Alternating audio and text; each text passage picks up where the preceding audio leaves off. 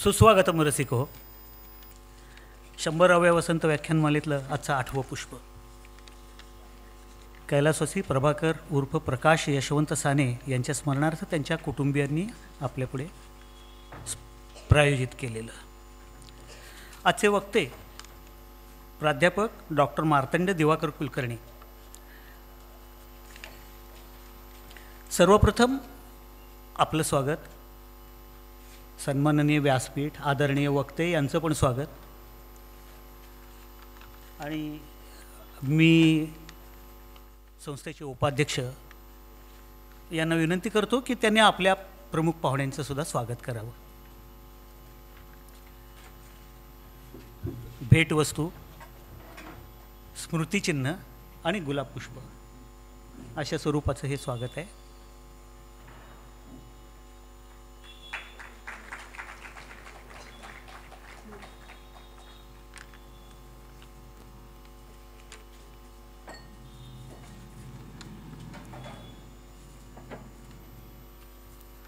Doctor Martand Kulkarni यांची ओळख करून द्यायसाठी मी तो उभा आहे खरा, परंतु डॉक्टर मार्तंड कुलकर्णी आपल्याकडे पूर्वीसुद्धा येऊन गेलेले आहेत. हे आपल्यापैकी बऱ्याच जणांच्या आठवणीत असेल. साहित्य जागर हा जो आपला उपक्रम 100व्या वर्षानिमित्त वसंत व्याख्यानमालेच्या 1 डिसेंबरमध्ये झाला होता, आपल्याला आठवत असेल. त्यामध्ये त्यांचं एक भाषण इथे होऊन गेलेलं आहे, झालेलं आहे. ते आपले आता दुसऱ्यांदा आपल्या इथे आले. सावरकरांच्या भाषाशुद्धीची चळवळ हे साहित्य जागरमध्ये त्यांचं भाषण इथे झालं होतं. त्यावेळी त्यांचा परिचय करून दिलेला होताच. आता त्याचं नूतनीकरण, पुनरुज्जीवन थोडंसं म्हणायला हरकत नाही, अशा स्वरूपाचं अगदी थोडक्यामध्ये मी आपल्यापुढं सादर करतो आहे.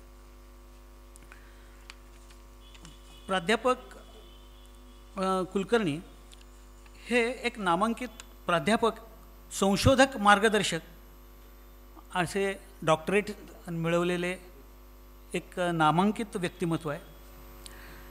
पदव्युत्तर मराठी विभाग प्रमुख, सरस्वती विद्यामंदिर कला महाविद्यालय किनवट इथं ते काम करतात. श्री क्षेत्र माहूर येथील माता रेणुकेचे भक्त संत विष्णुदास यांच्या साहित्याच्या त्या अभ्यासक आहेत. आणि याच विषयावर संत कवी विष्णुदास व्यक्ती आणि वाङ्मय हाच त्यांच्या संशोधनात्मक प्रबंधाचा विषय होता.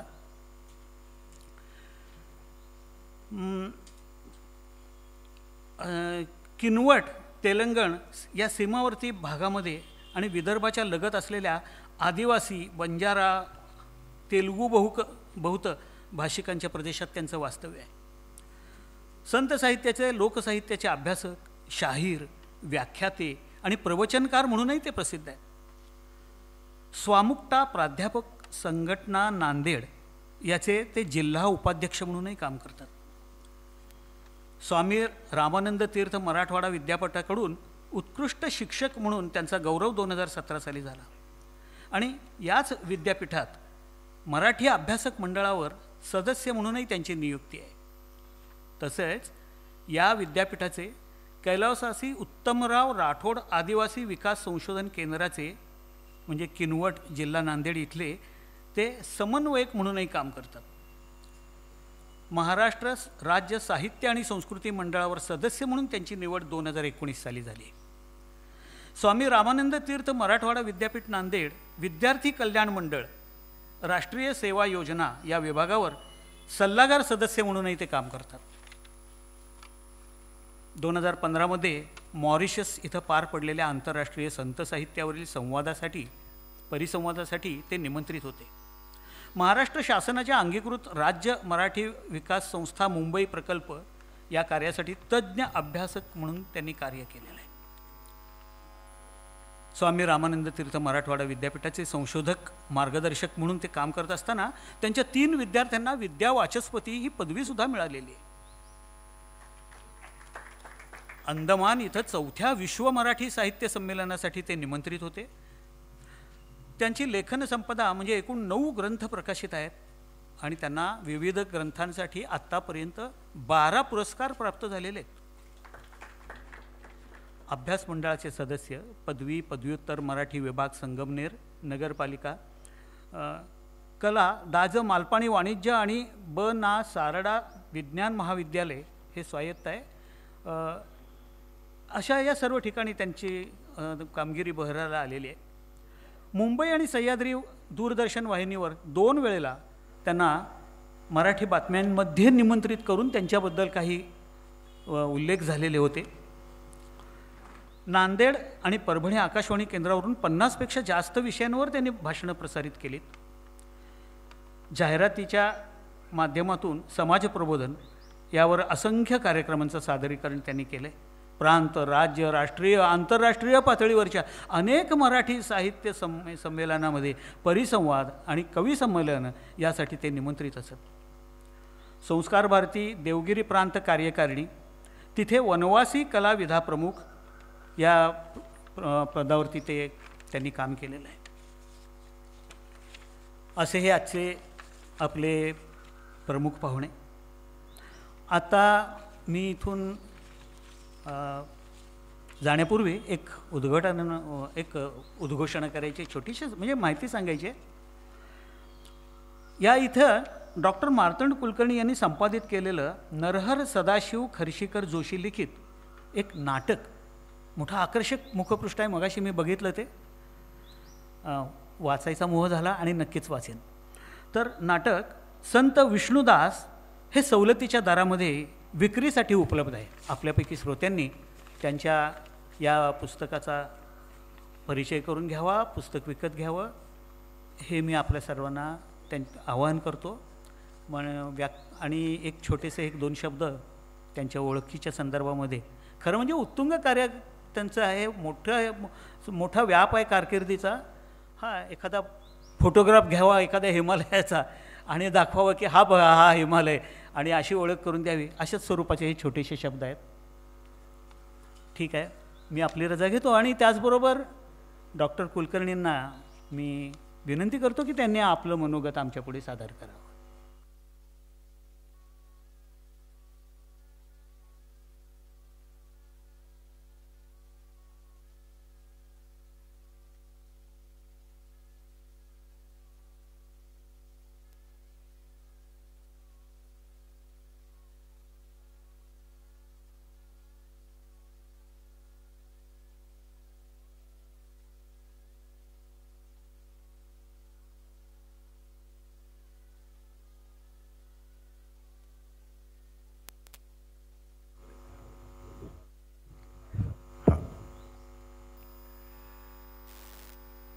याच वर्षामध्ये सलग दुसऱ्यांदा मला या ठिकाणी बोलवलं. त्याबद्दल पहिल्यांदा मिरज विद्यार्थी संघाचं मी मनपूर्वक आभार मानतो. एक सेवाधर्म, संस्कृती संवर्धन आणि समाज संघटन या विषयाला घेऊन सलग 99 वर्ष अव्याहतपणे साहित्य आणि साहित्याचा जागर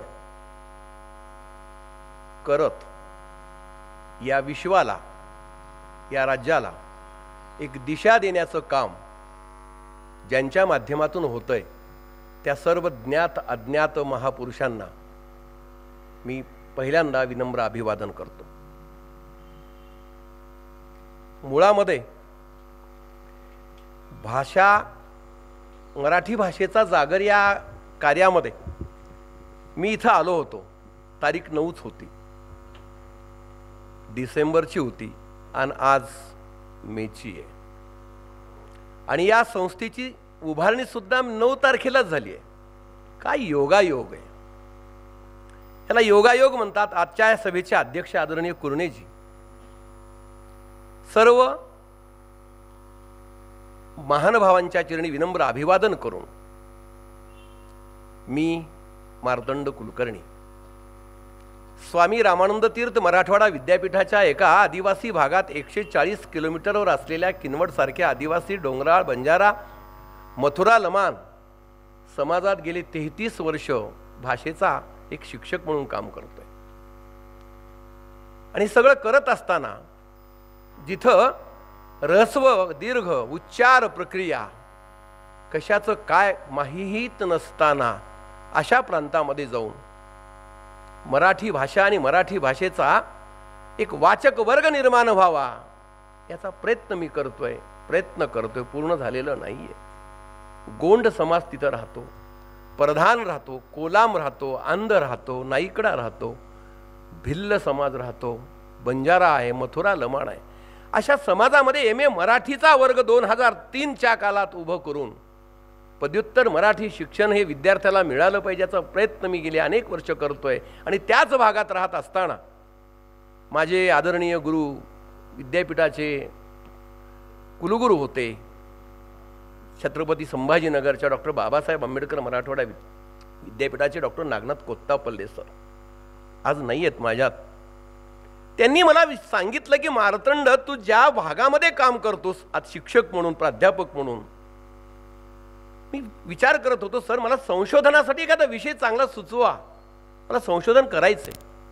तर त्यांनी सांगितलं की विष्णुदास नावाचे कवी होऊन गेले, संत पंत आणि तंत या तिन्ही काव्यधारेला जुळवत त्यांनी पुढे नेलं. अशा संतांवर काही करता येईल का? 1996 ते 2003 असा प्रदीर्घ कालखंड मला यासाठी सापडला. तरी माझं अजून संशोधन पूर्ण नाहीये. विद्यापीठाच्या नियमानुसार 2003ला माझा शोधप्रबंध मी सादर केला. डॉक्टर प्रणव जोशी नाव माहिती असेल आपल्याला, नरहर शास्त्री खर्शीकरांचे चिरंजीव, करून मी माझ्या विषयाला सुरुवात करतोय. आनंद वाटला की एका विषयाला घेऊन इथे येताना ज्या विषयावर मी काम केलंय, ज्या विषयावर मी संशोधनाचं काम करतोय, ज्या विषयाला घेऊन पूर्ण प्रदेश पालथा घालतोय, त्या संत विष्णुदासांच्या जन्मभूमीमध्ये मला येण्याचं भाग्य लाभलंय. तेव्हा पहिल्यांदा मी सर्वांचे मनपूर्वक आभार मानतो. जन्माला आले विष्णुदास सातारा, सांगली, संगमनेर या भागामध्ये, परंतु कर्म केलं त्यांनी मराठवाड्यातल्या माहूर या ठिकाणी. जन्मभूमी वेगळी, कर्मभूमी वेगळी ठरवली. आणि एकच सांगतो, महाराष्ट्राला एक फार मोठा कवी, फार मोठा प्रतिभावंत लेखक, एक विचारवंत आम्हाला कसा निर्माण करता आला. आजपर्यंत आम्ही संत विष्णुदासांना फक्त मंगळवार आणि शुक्रवारी आरत्यामध्येच बांधून ठेवलं. देवीच्या आरत्या म्हटलं की विष्णू कवी आम्हाला आठवतात, तेवढ्यापुरतं मर्यादित होतं. आदरणीय कुर्णे सरांना सांगू इच्छितो, जेव्हा संशोधनाचं हे शिवधनुष्य हातात घेतलं, मी फिरायला लागलो गावोगावी, जिथं जिथं विष्णुदास येऊन गेले. जसं माहिमभट चक्रधरांसाठी लीळा चरित्र संपादन करताना शोधत होते, काही मिळेल का, काही मिळेल काय, काही गवसेल काय, काही सापडेल का, काही प्राप्त होईल का, शोध घेता येईल का, असा शोध मी घेतला. तेव्हा काय सांगू सर, मला फक्त 2च गोष्टी कळत गेल्या. आरत्या आकार विष्णू कवी आमच्याकडे होते, त्यांच्या आरत्या फार सुंदर आहेत एवढंच आम्हाला कळत गेलं. परंतु मी उदास न होता, नाराज न होता, निरुत्साही न होता मी माझं काम करत गेलो. आणि ते काम करता करता मराठी साहित्यातला एक नामवंत लेखक, नामवंत चरित्रकार, नामवंत आत्मकथनपर पोवाडा लिहिणारा, नामवंत कवी म्हणून ज्यांचं स्थान आहे ते सिद्ध करण्याचा प्रयत्न मी तुम्हा सर्वांच्या आशीर्वादानं 2003 मध्ये प्राप्त केला. संशोधन म्हणजे केवळ एखादी उपाधी प्राप्त करणं, 2-3 वेतनवाढ मला मिळून घेणं एवढ्यापुरतं नाहीये. आदरणीय वासुदेवजी शास्त्री खरेंचं जेव्हा मी वाङ्मय पाहतो, मला मागच्या काळात जे पुस्तक दिलं, अतिशय सुंदर ग्रंथ वाचला मी आणि विचार केला की नव्या पिढीला हे सगळं ज्ञात होणं गरजेचं आहे. दिव्यत वाची जेथे प्रचिती तेथे कर माझे जुळती, असं भव्य दिव्य कार्य ज्यांच्या माध्यमातून उभं राहिलं. मिरज हे केवळ कलेचं नाहीये, तर संगीताचं क्षेत्र आहे, संगीताचं माहेरघर आहे. कोल्हापूर जसं कलेचं पंढरपूर आहे, तसं मिरज हे तंतुवाद्य संगीतांच्या वाद्यांची पंढरी आहे. अशा ह्या सर्व महान कलावंतांना लक्षात घेतलं मी आणि विचार केला की आपण संत विष्णुदासावर बोललं पाहिजे. आदरणीय मला तुळपोळेंचा फोन आला की तुम्ही कशावर बोलणार आहात, तर मी म्हणालो विषय असा चालेल का, मातृभक्ती संप्रदाय आणि संत कवी विष्णुदास. नव्यानं मला एखाद्याची ओळख करून द्यायची आहे, नव्यानं एखादा कवी समजावून सांगायचा आहे, नवीन एखादा कवी तुमच्यासमोर मांडायचा आहे, ते धाडस मला करायचं आहे, बळ द्याल का, अशी अपेक्षा व्यक्त केली. आणि त्यांनी होकार दिला आणि तो विषय या ठिकाणी आज मांडतोय. मुळामध्ये हा भारत देश एका विचारावर चालतो, एक सूत्र घेऊन चालणारा देश आहे. संतांची भूमी आहे, महंतांची कार्यभूमी आहे, ऋषींचा सहवास लाभलेला आहे. आणि सगळं होत असताना प्रबोधनकारांची, समाजसेवकांची फार मोठी परंपरा आम्हाला लाभलेली आहे. परमपूज्य भगवा ध्वज आमचा समोर आहे, प्रेरित करणारा आहे. त्याला विनम्र अभिवादन करून आम्ही आमच्या कार्याचा आरंभ करतो. अशा या मिरज शहराच्या पंचक्रोशीचं वैभव म्हणजे दत्ताचं स्थान असलेलं नरसिंहवाडी आहे. त्या नरसिंहवाडीचा आणि विष्णुदासाचा संबंध मी माझ्या व्याख्यानामध्ये सांगणार आहे की हे गाव, हे शहर मला का बोलवलं, इथं का आलो मी, कशासाठी अनुबंध जोडला गेला आणि माझं येणं किती सार्थकी ठरलं ते मी माझ्या विवेचनात नक्कीच नरसोवाडीचा उल्लेख करून सांगणार आहे. 1925 पासून अव्याहतपणे हा ज्ञान यज्ञ, प्रबोधनाचं यज्ञ करत करत समाजाला आपण काहीतरी दिलं पाहिजे असा ज्यांच्या मनात विचार आला, त्या सर्वांचेच हात या पाठीमागे आहेत. हे साधं नाही आहे. एक दिवसाची व्याख्यानमाला करणं आम्हाला अवघड जातं, परंतु आपण 15-15 दिवस, एक महिना अखंड हा ज्ञान यज्ञ चालवता, हे साधं नाही आहे. आदरणीय अनेक विभूती या ठिकाणी आहेत, ज्यांच्याशी संवाद करणं त्या कालखंडात सेवेत असताना अवघड असायचं, परंतु इथं सेवा व्रत घेऊन ती इथं काम करतात. ही खूप माझ्यासारख्या आणि माझ्या पिढीला एक आनंददायक आणि समाधानाची बाब म्हटलं पाहिजे. भाषा जगली पाहिजे, भाषा वाढली पाहिजे, भाषेचं वैभव उंचावलं पाहिजे आणि भाषा सर्वांपर्यंत पोहोचली पाहिजे आणि मराठी जगली पाहिजे. या निष्ठेनं, या ध्येयानं प्रेरित होऊन आपण सगळे काम करता. मुळात ही दीर्घकाल चालणारी, माझ्या तर मते मोजक्या व्याख्यानमालेतली व्याख्यानमाला असेल पूर्णेची. माझ्या ऐकण्यामध्ये ज्या वेळा व्याख्यानमाला आहेत त्यातली एक मोजकी व्याख्यानमाला आहे की 100 पुष्प. मला अनेकांनी विचारलं की 1925 पासून हो पाहिलं पाहिजे, मिरजला गेलं पाहिजे, ज्ञानयज्ञ चालतो, आपण एकदा विद्यार्थ्यांना इथं आणलं पाहिजे, हे दाखवलं पाहिजे की ही पिढी काय आमच्यासाठी करते. या व्याख्यानमालेत अनेक नामवंत येऊन गेलेत, ज्यांची नावं, ज्यांचा विचार, ज्यांचा आदर्श आमच्या डोळ्यासमोर आहे, ज्यांची विचारसूत्र आमच्या समोर आहेत, ती शिकत शिकत आम्ही मोठे झालो. त्या सर्व विभूतींच्या चरणी विनम्र अभिवादन आहे. पदस्पर्श या वास्तूला झाला. मध्यंतरीच्या काळात सावरकरांवर मी बोललो, सावरकरांच्या भाषा शुद्धीच्या चळवळीवर बोललो. तेही महाक्रांतिकारक सत्पुरुष इथं येऊन गेले आणि आज मला इथं एका पामराला, आदिवासी भागातल्या एका अभ्यासकाला आपण बोलवलात, हे खूप मोठं मी माझं भाग्य समजतो. दिवसेंदिवस श्रोत्यांचा प्रतिसाद मिळत जाणं साधं नाहीये. अव्याहतपणे एक सूत्र डोळ्यासमोर ठेवून, एक विचारधारा डोळ्यासमोर ठेवून मला काहीतरी करायचंय, केल्याने होत आहे रे, आधी केलेची पाहिजे, हे सूत्र या मंडळींच्या सोबत आहे आणि त्यातून हे सगळं चाललेलं आहे. अत्यंत समाधान वाटलं.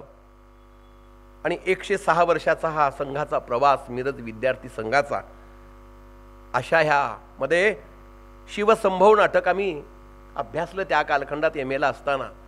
त्या नाटकाचे करते आणि महाराष्ट्राचे तपस्वी इतिहास संशोधक, प्रतिभासंपन्न कवी, मिरजाचं भूषण ठरलेले आदरणीय वासुदेव शास्त्री खरेंचं स्मरण हे नव्या पिढीला आता पुन्हा एकदा करून देणं गरजेचं आहे. यांची प्रेरक स्मृती म्हणून हे सगळं उभं केलं आणि आपण सगळे त्या हेतून या ठिकाणी आलात की विषय वेगवेगळे आहेत. 15 दिवसातले विषय पाहिले मी, अनेक विषयाला स्पर्श या मंडळींनी केलेला आहे. तेव्हा माझ्यासारख्याला इथं बोलावून हा विषय मांडण्याचं काम या कार्यवाह मंडळींनी केले, त्याबद्दल मी त्यांचे आभार मानतो. मुळात सभेसाठी उपस्थित आपण सगळेजण आपली संस्कृती, आपला संस्कार आणि संतत्वाचा विचार, हे राज्य खूप मोठं आहे. या राज्याची एक फार मोठी ताकद आहे. आळंदी देहू हे आमचं शक्तिस्थान आहे, ऊर्जा केंद्र आहे. पंढरपूर हे आमचं एक फार मोठं बळ आहे, संतांचं माहेर आहे. अशा या संतांच्या माहेराला पूर्ण महाराष्ट्र राज्यामध्ये अनेक संत, माझ्या नांदेड जिल्ह्यात सुद्धा, आता हिंगोली जिल्ह्यात असले नरसीबामणी नामदेवांचं जन्मस्थान आहे. बाजूला परभणीमध्ये संत जनाबाई आहेत, पुढे एकनाथ पैठणला आहेत, जांब नावाचं छोटंसं गाव जालना शहराच्या बाजूला आहे, तिथं समर्थ रामदास होऊन गेले. अनेकांचे कार्यभूमी ही आहे, तपोभूमी आहे. आणि अशा ह्या तपोभूमीमध्ये मिरज सारख्या शहरामध्ये खरंच मला मन भरून येतं. ही सगळी विचारधारेची सूत्र एकत्र घेऊन आपण काहीतरी दिलं पाहिजे. समाज मोठा झाला पाहिजे, श्रीमंतीनी नव्हे, सत्तेनं नव्हे, तर त्याचं मन मोठं झालं पाहिजे. मनाने शक्तिशाली आपण झालं पाहिजे. म्हणून आपण पहिल्यांदा सांगितलं की शक्ती रूपेण संस्थितः, ती आम्हाला शक्ती दे. कालपासून पाहतो आपण सर्वच टीव्हीवर विष्णुदासांचं एकच पद त्या कालखंडात खूप प्रसिद्ध झालं आणि ते आजही तेवढंच कारणीभूत ठरते. तिथून सुरुवात करतो. आजही तीच अवस्था माझ्या देशावर आहे आणि त्या कालखंडातली तीच परिस्थिती होती. विष्णुदासांचा कालखंड 1844 1917, अगदी 73 वर्षाचं आयुष्य. अशा विष्णुदासांना पहिल्यांदा दत्ताचं ओढ लागलं. दत्त दत्त दत्त दत्त लहानपणापासून नामस्मरणामध्ये वळून गेलेलं व्यक्तिमत्व आणि पुढं मात्र शक्तीकडे कसं वळलं, कसे देवी भक्त ठरले, कुणी देवी भक्तीकडे आणलं, एका चित्रपटाच्या कथेसारखं आहे. मालिका 51 व्हाव्यात असं त्यांचं संबंध जीवनचरित्र माझ्या समोर येतं. आणि विष्णुदासांचं योगदान साहित्यामध्ये काय आहे, समाज उभारणीमध्ये काय आहे, समाज संघटनामध्ये काय आहे, मानवतेचा संदेश देण्यामध्ये काय आहे, प्रापंचिक म्हणून विष्णुदास किती मोठे होते, कौटुंबिक म्हणून विष्णुदास किती मोठे होते, हे सुद्धा तेवढंच महत्त्वाचं आहे. पण आजच्या परिस्थितीवर दोन माझ्या भगिनींनी हातात शक्ती प्रगटवली. कर्नल असलेल्या त्या दोन भगिनींना विनम्र अभिवादनच केलं पाहिजे, प्रणाम केला पाहिजे त्यांच्या शक्तीला. आणि तशी शक्ती पुन्हा एकदा निर्माण झाली. आणि विष्णुदासांनी त्या कालखंडातलं चित्रण आजही तेच लागू होतंय बघा. आलच हुकडुनी आभाळ ग, प्रसंग वेगळा आहे, प्रसंग इथे लागू होतो. माहूर जवळ धनोडा नावाचं गाव आहे, उमरखेड तालुक्यात धनोडा. तेव्हा तिथं पूल नव्हता, एक छकडा होता छोटा. छकड्यावर बसून माहूरला चाललेत आणि आभाळ भरून आलेला आहे. तिकडे जायचं कसा प्रसंग पडलेला आहे, आता करायचं काय. परंतु ते चित्र त्यांनी नंतर कवितेमध्ये कसं उतरवलंय, आलच हुकडुनी आभाळ ग, लेकरू आपलं सांभाळ ग. परिस्थिती पहा, सगळीकडून ढगा, वातावरण बदललेलं आहे, युद्धाचं वातावरण आहे, सुरक्षितता दिसतच नाहीये, माणसाला माणूस ओळखत नाहीये, नात्याचे संबंध तकलादू होत चाललेत, विद्यार्थी डिग्र्यापुरतं शिक्षण घेत चाललाय, पदव्या ह्या भूषणाचं ठरत चाललेलं आहे. अशा कालखंडामध्ये विष्णुदास म्हणतात, आलच हुकडुनी आभाळ ग, लेकरू आपलं सांभाळ ग. सांभाळ हा शब्द मराठवाडा बोलीतला आहे. आपल्याकडे बोलीभाषेचे अनेक प्रकार आहेत. खानदेशी बोली, कोकणी बोली, मराठवाडी बोली, विदर्भातली बोली. तुले माले विदर्भात बोलला जातात. तुले कळून राहिलं काय, समजतच नाही तुले. पोट्टी फारच गडबड करायला लागली. विदर्भातली भाषा आहे. मराठवाड्यामध्ये वेगळी भाषा आहे, जोरकस भाषा आहे, ठासून बोलतात. आलताव का, गेलाव का, खाल्लाव का, पिलाव का. तसं सांभाळ ग हा शब्द तो आहे. तसाच देवीला तिने विनंती केली, आता मला दर्शनाला यायचं, तुझ्या मला घेणार की नाही जवळ. आलच हुकडुनी, पाऊस पडायला लागलाय. तसं आज चुकीच्या विचारांचा प्रभाव, चुकीच्या विचारांचा मारा समाजासमोर आहे. खोट रेटून बोलल्या चाललंय आणि सत्याला वालीच नाही कुणी. म्हणून अशा ह्या परिस्थितीमध्ये विष्णुदासांचं व्याख्यान, विषयावर व्याख्यान मला इथं ठेवलं, खूप आनंद झाला. परत एकदा सांगतो, संगमनेर तालुक्यात धांदरफळ नावाचं गाव आहे. धांदरफळ, त्या धांदरफळ नावाचं गाव, आणि त्या गावामध्ये शिवराम पंत, रावजी आणि भालचंद्र यांच्या कुटुंबामध्ये जन्माला आलेलं सुंदर व्यक्तिमत्व म्हणजे पश्चिम महाराष्ट्रातलं हे प्रतिभावंत व्यक्तित्व मराठवाड्यामध्ये येऊन त्यातल्या त्यात विदर्भामध्ये प्रसिद्ध आहे. गंमत सर, आदरणीय सर, विष्णुदासांचा चाहता वर्ग मोठ्या प्रमाणात विदर्भातला आहे आणि वास्तव्य मराठवाड्यात माहूरला आहे. जन्म सातारा मंगळवार पेठेतला आहे. असं हे सगळं करत असताना मातृभक्ती, आई म्हणून हाक मारणं, काय रे ओ म्हणून हाक येणं, तिकडून आवाज येणं, याला आई लेकराचं नातं म्हणतात. आमच्याकडं अशी काही मोजकी उदाहरणं आहेत मातृभक्ती संप्रदायातली. मोजकी ती कोणती? पश्चिम बंगालमध्ये स्वामी विवेकानंदांचे गुरु, तत्वज्ञ, थोर विदूषक रामकृष्ण परमहंस. रामकृष्ण परमहंसांची जी देवी होती, जी उपासना होती, ती महाकालीची आहे. तिकडं महाकालीची आराधना उपासना रामकृष्ण परमहंसांनी केली. तद्वत महाराष्ट्रामध्ये आपल्याकडं देवतांची उपासना मोठ्या प्रमाणात आहे. पंढरपूरचा विठ्ठल असेल, खंडोबा जेजुरीचा असेल, कोल्हापूरचा ज्योतिबा असेल, असे देवतांची उपासना, देवीची आराधना करणं आणि देवीची आराधना करण्यासाठी विशेषतः त्या पद्धतीचं काव्य निर्माण करणं. आमच्याकडं देवी म्हटलं की अकराळ विक्राळ चेहरा काढलेली, पूर्ण केस मोकळे सोडलेली, जीभ बाहेर काढलेली, चंडमुंडाच्या माळा गळ्यात घातलेली अशी अकराळ विक्राळ देवी आमच्या समोर. परंतु त्या अकराळ विक्राळ रूपाला, त्या अकराळ विक्राळ स्वरूपाला, त्या भेसूर व्यक्तित्वाला विष्णुदासांनी मात्र रूपात वळवलं. म्हणून विष्णुदासांनी निर्माण केलेला संप्रदाय आहे मातृभक्ती संप्रदाय. आमच्याकडे अनेक संप्रदाय आहेत. नाथ संप्रदाय, कुणी म्हणतात ज्ञानेश्वर नाथ संप्रदाय आहे का वारकरी संप्रदायाचे आहेत. गुरु निवृत्तीनाथ नाथ संप्रदायाचे आहेत का वारकरी संप्रदायाचे आहेत. नाथ संप्रदायाला, सुफी संप्रदायाला, नागेश संप्रदायाला, वारकरी संप्रदाय, आपण भागवत संप्रदाय म्हणतो, समर्थ संप्रदायाला, शैव संप्रदायावाला बसवेश्वरांचा, आणि सुफी संप्रदाय सुद्धा आला. अनेक संप्रदायांनी त्या त्या कालखंडात 10व्या शतकापासून ते जवळपास 18व्या शतका 16व्या शतकापर्यंत एक विचारधारा दिली, एक सूत्र दिलं, भक्तीची चळवळ वाढवली. आराध्य दैव वेगळं आहे, आराध्य दैवत त्या त्या संप्रदायाचं वेगळं जरी असलं तर भक्ती हा विषय त्यांनी घेतला आणि त्या भक्तीचं सूत्र घेऊन या सगळ्याच संप्रदायातल्या संतांनी मानवता हा विषय मांडला.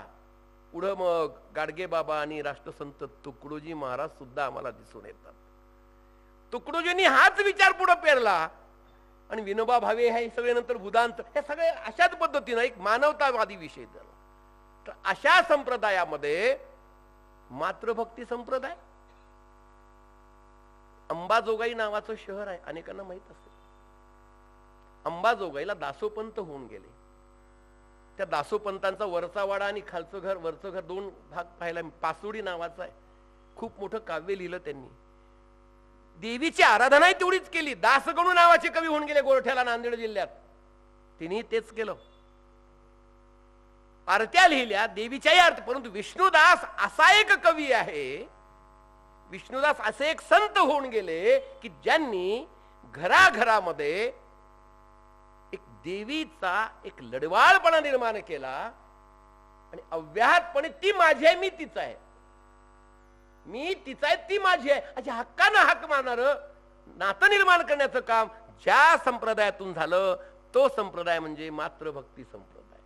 आईची सेवा, मातृदेव भव, पितृदेव भव, आचार्य देव भव म्हणतो आपण. आई, तुम्ही म्हणाल 73 वर्ष विष्णुदास होते. अशा विष्णुदासांनी त्यांच्या चरित्रात आम्ही पाहिलेलं आहे की घर सोडून निघून गेले लग्न झाल्यावर वयाच्या 16व्या वर्षी, शेवटपर्यंत आईचं दर्शन घेतलंच नाही. मग अशा विष्णुदासांनी आईचं दर्शन न घेता आईची शेवटची भेट सुद्धा त्यांनी घेतली नाही. मग आपल्या काव्यातून माता रेणुकीची आळवणी का केली? का करावं वाटलं त्यांना असं हे?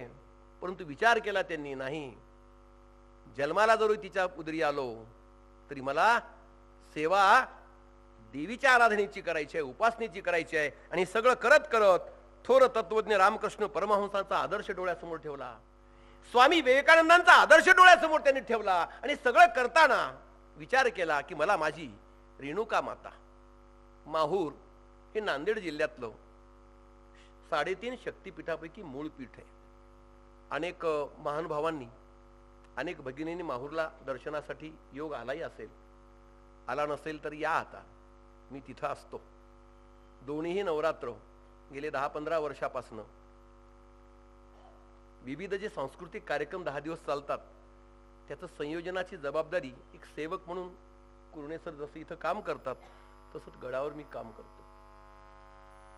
माहूर आणि विष्णुदास एक श्वास आहे माझा, श्वासाचं नातं तयार झालं.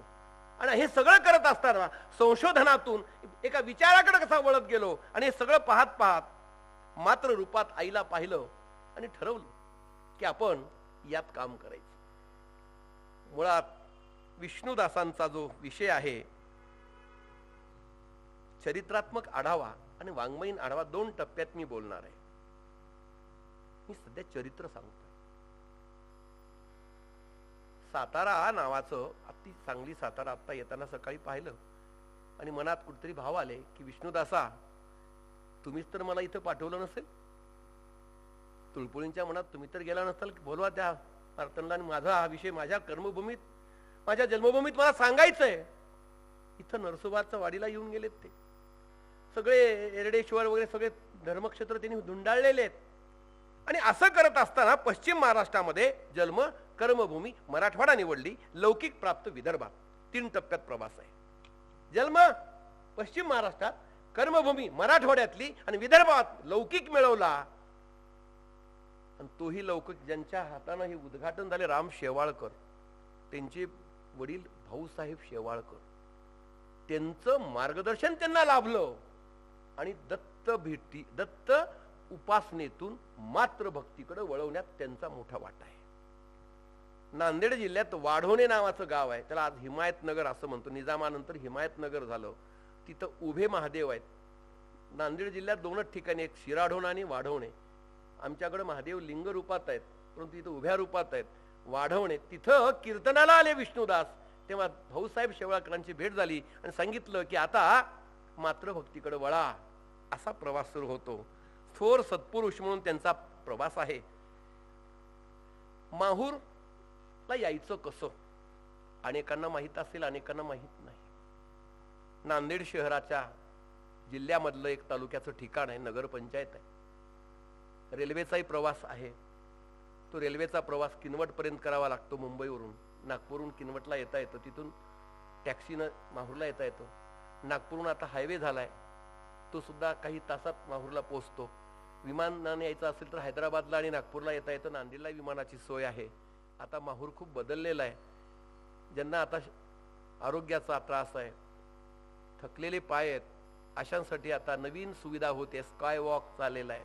वेगवेगळ्या सुंदर सुविधा तिथं होत आहेत. आणि उंच पर्वत रांगीवर सह्याद्री पर्वताची रांग म्हणतो आपण, सह्याद्री पर्वताची दंडकारण्य म्हणतो आपण, अशा दंडकारण्याचा भाग म्हणजे माहूर आहे. उंच पर्वतावर आहे. तुळजापूर कोल्हापूर 2 सोडली, आमची वणीची देवी सप्तशृंगी आणि माहूर हे गडावर आहे. पायऱ्या 222 आहेत. दगडी बांधकामाचं असलेलं हे सुंदर क्षेत्र म्हणजे मातापूर. म्हणजेच माहूरची नावं बघा, त्या त्या कालखंडात नावं बदललीत. रुद्धिपूर, अमलीग्राम, रुद्धिपूर नाव होतं, नंतर अमलीग्राम झालं, मातापूर झालं, माहोर झालं आणि माहोरचं पुढं माहूर झालं. मा आणि हूर कानडीमध्ये कर्नाटकात हृदय असतं म्हणतो आपण, आईचं हृदय, असं हे माहूर आहे. आज विदर्भाच्या अगदी सीमेवर, तेलंगणाच्या अगदी सीमेवर आणि मराठवाड्याच्या शेवटचा भाग म्हणून माहूरकडे पाहिल्या जातो. पर्यटनाचं क्षेत्र म्हणून आज माहूर विकसित होत चाललंय. त्या ठिकाणी विष्णुदासांचं एकूणच जीवन माहुरात गेलं. मातृतीर्थ नावाचं एक क्षेत्र आहे, त्याच माहूरमध्ये दत्ताचं निद्रास्थान आहे. जसं गाणगापूरला भिक्षा घेतात, कोल्हापूरला तिथून निघतात आणि माहूरला निद्रेला येतात. देवदेवेश्वर नावाचं स्थान आहे माहूरमध्ये. तिथं अजूनही तिथं गाणगापूर सारखाच भक्तवर्ग मुक्कामाला 2-2 महिने 4-4 महिने राहतो आणि थोडं काही आनंद वाटला की आपल्या घराकडे निघून जातो. चक्रधर स्वामींना दत्तांनी दिलेली भेट त्याच ठिकाणी आहे. लीळा चरित्रात आणि सिद्धांत सूत्रपाठातला उल्लेख या ठिकाणी सांगतो. अणुसयेचा आणि अत्री ऋषीचा जो आश्रम होता तो माहुरातच होता. अशा माहुरात दत्ताचा जन्म झाला असं म्हणतो. खूप मोठं क्षेत्र आहे. अशा क्षेत्रात 3 मोठे उंच पर्वत आहेत. एका ठिकाणी माता रेणुका आहे, दुसऱ्या ठिकाणी दत्त शिखर आहे, आणि तिसऱ्या ठिकाणी माता अनुसूयेचं शिखर आहे. असं हे क्षेत्र, आणि हे क्षेत्र विष्णुदासांनी का निवडलं ते आता सांगणार आहे. मुळात विष्णुदासांना लहानपणापासूनच देवदेव करण्याचं वेळ होतं, नामस्मरणाचं वेळ होतं. रहिमतपूरकर बाबा नावाचे हरिभक्त परायण त्या गावात यायचे. हे सगळं शिवरामपंतांचा नातू रावजींचा मुलगा कृष्णा म्हणजेच विष्णुदास साताऱ्यात जायचे. तिथं काम करताना पोथ्या लिहायचे, राजाश्रय होता त्यांना, राजाची मदत होती. आणि तिथून मदत घेऊन काही दिवसानंतर दुष्काळ आला धांदरफळ्यामध्ये, संगमनेरला दुष्काळ आल्यामुळं उपजीविका महत्वाची आहे आणि सगळं कुटुंब स्थिर झालं साताऱ्यामध्ये. तिथून मग साताऱ्यामध्ये गेल्यानंतर विष्णुदासांचा परिवार म्हणजे रावजी आणि गंगाबाई, आईचं नाव गंगाबाई आहे, वाढत गेले. लहानपणापासून वेळ होतं दत्ताचं. आजूबाजूच्या क्षत्री पळूपळू जायचे. पुन्हा शिवरामपंतांनी त्यांना धुरधुरू आणायचं आणि ठरवलं की हा भविष्यामध्ये पळून गेल्यावर काय करावं, म्हणून वयाच्या अगदी 12व्या वर्षी बालविवाह केला. राधाबाई नावाची त्रिपुटीची एक कन्या रहिमतपूर बाबाच्याच परिवारातली सौभाग्यवती झाली. तेव्हा नाव होतं कृष्णा पाळण्यातलं. मग विष्णुदास कसं पडलं हे सगळं घडत गेलं. आणि मग विवाहात झाला, बालविवाह होता. मन काही संसारात लागेना आणि सांगून टाकलं की मला हे काही नकोय. कुरकुरी सुरू झाली घरामध्ये. लहान राधाबाई ऐकत होती. त्या काळात समज काय आली माहीत नाही. हे सगळं होत गेलं. आणि एक दिवस आपला मनोदय विष्णुदासांनी आपल्या त्या सौभाग्यवतीच्या कानात टाकला की मला ह्याच्यात रमत नाही माझं मन, मला बाहेर कुठतरी जावं वाटतंय, मला दत्ताला जाण्याची माझी इच्छा आहे, काही मला सुचत नाहीये, काहीही मला आनंद या ठिकाणी मिळत नाही. असं झाल्यानंतर काय करावं होतं. 1860 इसवी सन ग्रहत्याग केला. ग्रहत्याग कसा केला? कोल्हापूरला आले, कोल्हापूरहून बेळगावला गेले, हुबळीला आले आणि हम्पी विरूपाक्ष या ठिकाणी मल्लिकार्जुनाचं दर्शन घेतलं. आणि तिथून मग विचार केला आता काय करायचंय. आणि तिथं त्यांना सांगितलं की तुम्ही इथं राहणं योग्य नाही, तुम्ही आता काय करा, तुम्ही मातापूर माहूरला जा. तिथला आदेश मिळाला. आणि काहीही दळणवळणाची सुविधा नसताना, त्या कालखंडातली विचारधारा विचार करा, काहीही सुखसुविधा नसताना विष्णुदास म्हणजे कृष्णा माहूरला येतात. आणि माहूरला आल्यावर हा सगळा लांबचा प्रवास करत करत हे सगळं, अहो यांच्या घरी रावजी आणि गंगाबाईंना बाळ किती म्हणावेत, त्या कालखंडातली स्थिती, त्या खंडातला प्रपंच सगळा वाढला. आणि रहिमतपूर ही सासरवाडी आणि हरिभक्त परायण दगडे बुवा हे त्यांचे गुरु होते. लहानपणी कीर्तनाला जायचे, त्यांना मार्गदर्शन मिळायचं. आणि सगळं करत करत हे त्यांनी स्वीकारलं की आता आपल्याला हे करायचंय. आणि मग खरा प्रवास सुरू होतो माहूरला आल्यावर. तिथून आले ते बासरला. अनेकांनी बासर पाहिलं असेल. माता सरस्वतीचं फार मोठं भव्य दिव्य असं स्थान आहे, तीर्थक्षेत्र आहे. आज तेलंगणात आहे. कुबेर नावाचं गाव जवळ आहे. कुबेर, बासर अशा क्षेत्री रेल्वेचा प्रवास बासरला नांदेडून होतो. धर्माबादच्या पुढचं स्टेशन बासर आहे. जाज्वल्य ठिकाण सरस्वती विनावादिनीचं आहे. तिथं आले. तिथून मग पुन्हा ते क्षेत्र माहूरला निवडतात. माहूरात आल्यावर विष्णुदासांची खरी पुन्हा ती दत्ताची आराधना, दत्ताची भेट, दत्त कधी मला भेटेल, पुन्हा ते मनामध्ये पुन्हा आला विषय. आणि मग गावातून पायी पायी पुन्हा दत्त शिखरला जायचे, पुन्हा खाली यायचे, देवीकडे यायचे, दुर्गा सप्तशतीचे पाठ करायचे, पुन्हा खाली यायचे, कितीतरी आवर्तनं करायचे, मातृतीर्थात यायचे, स्नान करायचे, पुन्हा वर जायचे. असं चालू झालं. आणि एक दिवस विचार केला, हे दत्ता मला दर्शन देणारच की नाही? मी सगळं तुझ्यासाठी सोडून आलोय, तुझ्यासाठी हा सगळा प्रपंच मी ठोकारला, पाणी सोडलंय रे त्याच्यावर, एकदा तरी मला भेट दे. म्हणून त्या ठिकाणी दत्ताच्या शिखराच्या खाली एक तीर्थक्षेत्र आहे, छोटंसं कुंड आहे. त्या कुंडाचं पाणी स्नानासाठी ते उतरले. आणि उतरल्यावर बुडायला लागले. नाकातोंडात पाणी गेलं. साधा उपर्ण पंचा होता. आतमध्ये गेले, पुन्हा वर येतात, खाली येत आहेत, पुन्हा वर येत आहेत. बुडणं चालू झालं. आणि काय त्यांना दृष्टीला पडलं देव जाणं. बाहेर आले, अंग सगळं पुसून घेतलं. आणि घरी जाऊन त्या काळखंडातला टाक म्हणतो आपण, दौत होती, त्याने ते काव्य लिहिलं. ते काव्य फारच सुंदर आहे. आणि दत्ताच्या भेटीचा सुंदर प्रसंग त्यांनी आणि त्यांच्या एकूणच रचनेचं सांगतो. प्रत्येक प्रसंगावर त्यांचं काव्य, जसं मी आलं चहूकडून आभाळ सांगितलं तसं आता हा प्रसंग असा इतका सुंदर आहे. त्यांनी सांगितलंय, तो अनाथनाथ दत्त माहुरात पाहिला मी, माहुरात पाहिला. तो अनाथनाथ दत्त कसा दिसला मला, कसं वाटलं मला. आणि हे सगळं झाल्यावर मनाची इच्छा पूर्ण झाली. आणि आता मग शेवटी भाऊसाहेब शेवाळकरांची भेट होते वाढवण्यामध्ये आणि मातृभक्तीकडे वळतात. आणि मातृभक्तीकडे वळताना त्या काळात त्यांनी काही पोवाडे लिहिले होते, काही लावण्या लिहिल्या होत्या. आता गंमत बघा, लावण्या पोवाडे शाहिरांचं काव्य आहे. संत, पंत आणि तंत. संत काव्य अभंग ओवी, तंत काव्य पंडिती काव्य आणि पंत काव्य यांनी तंत काव्य शाहिरी वाङ्मयावर लिहिलं. आणि सगळं करत करत त्यांनी विचार केला की आता आपण करायचं काय. आणि हे सगळं विचार झाला. आणि आता तीच आपली सर्वस्व. आईचं तर शेवटपर्यंत आपण मुख पाहू शकलो नाही.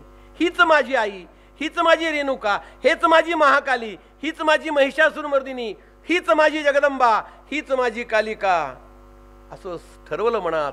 आणि त्या देवीच्या उपासनेमध्ये विष्णुदास दंग होऊन गेले. 1844 ते 1917 हा कालखंड पाहताना 73 वर्षामध्ये जवळजवळ माहूरमध्ये 23-24 वर्षाचं वास्तव्य माहूरला केलं.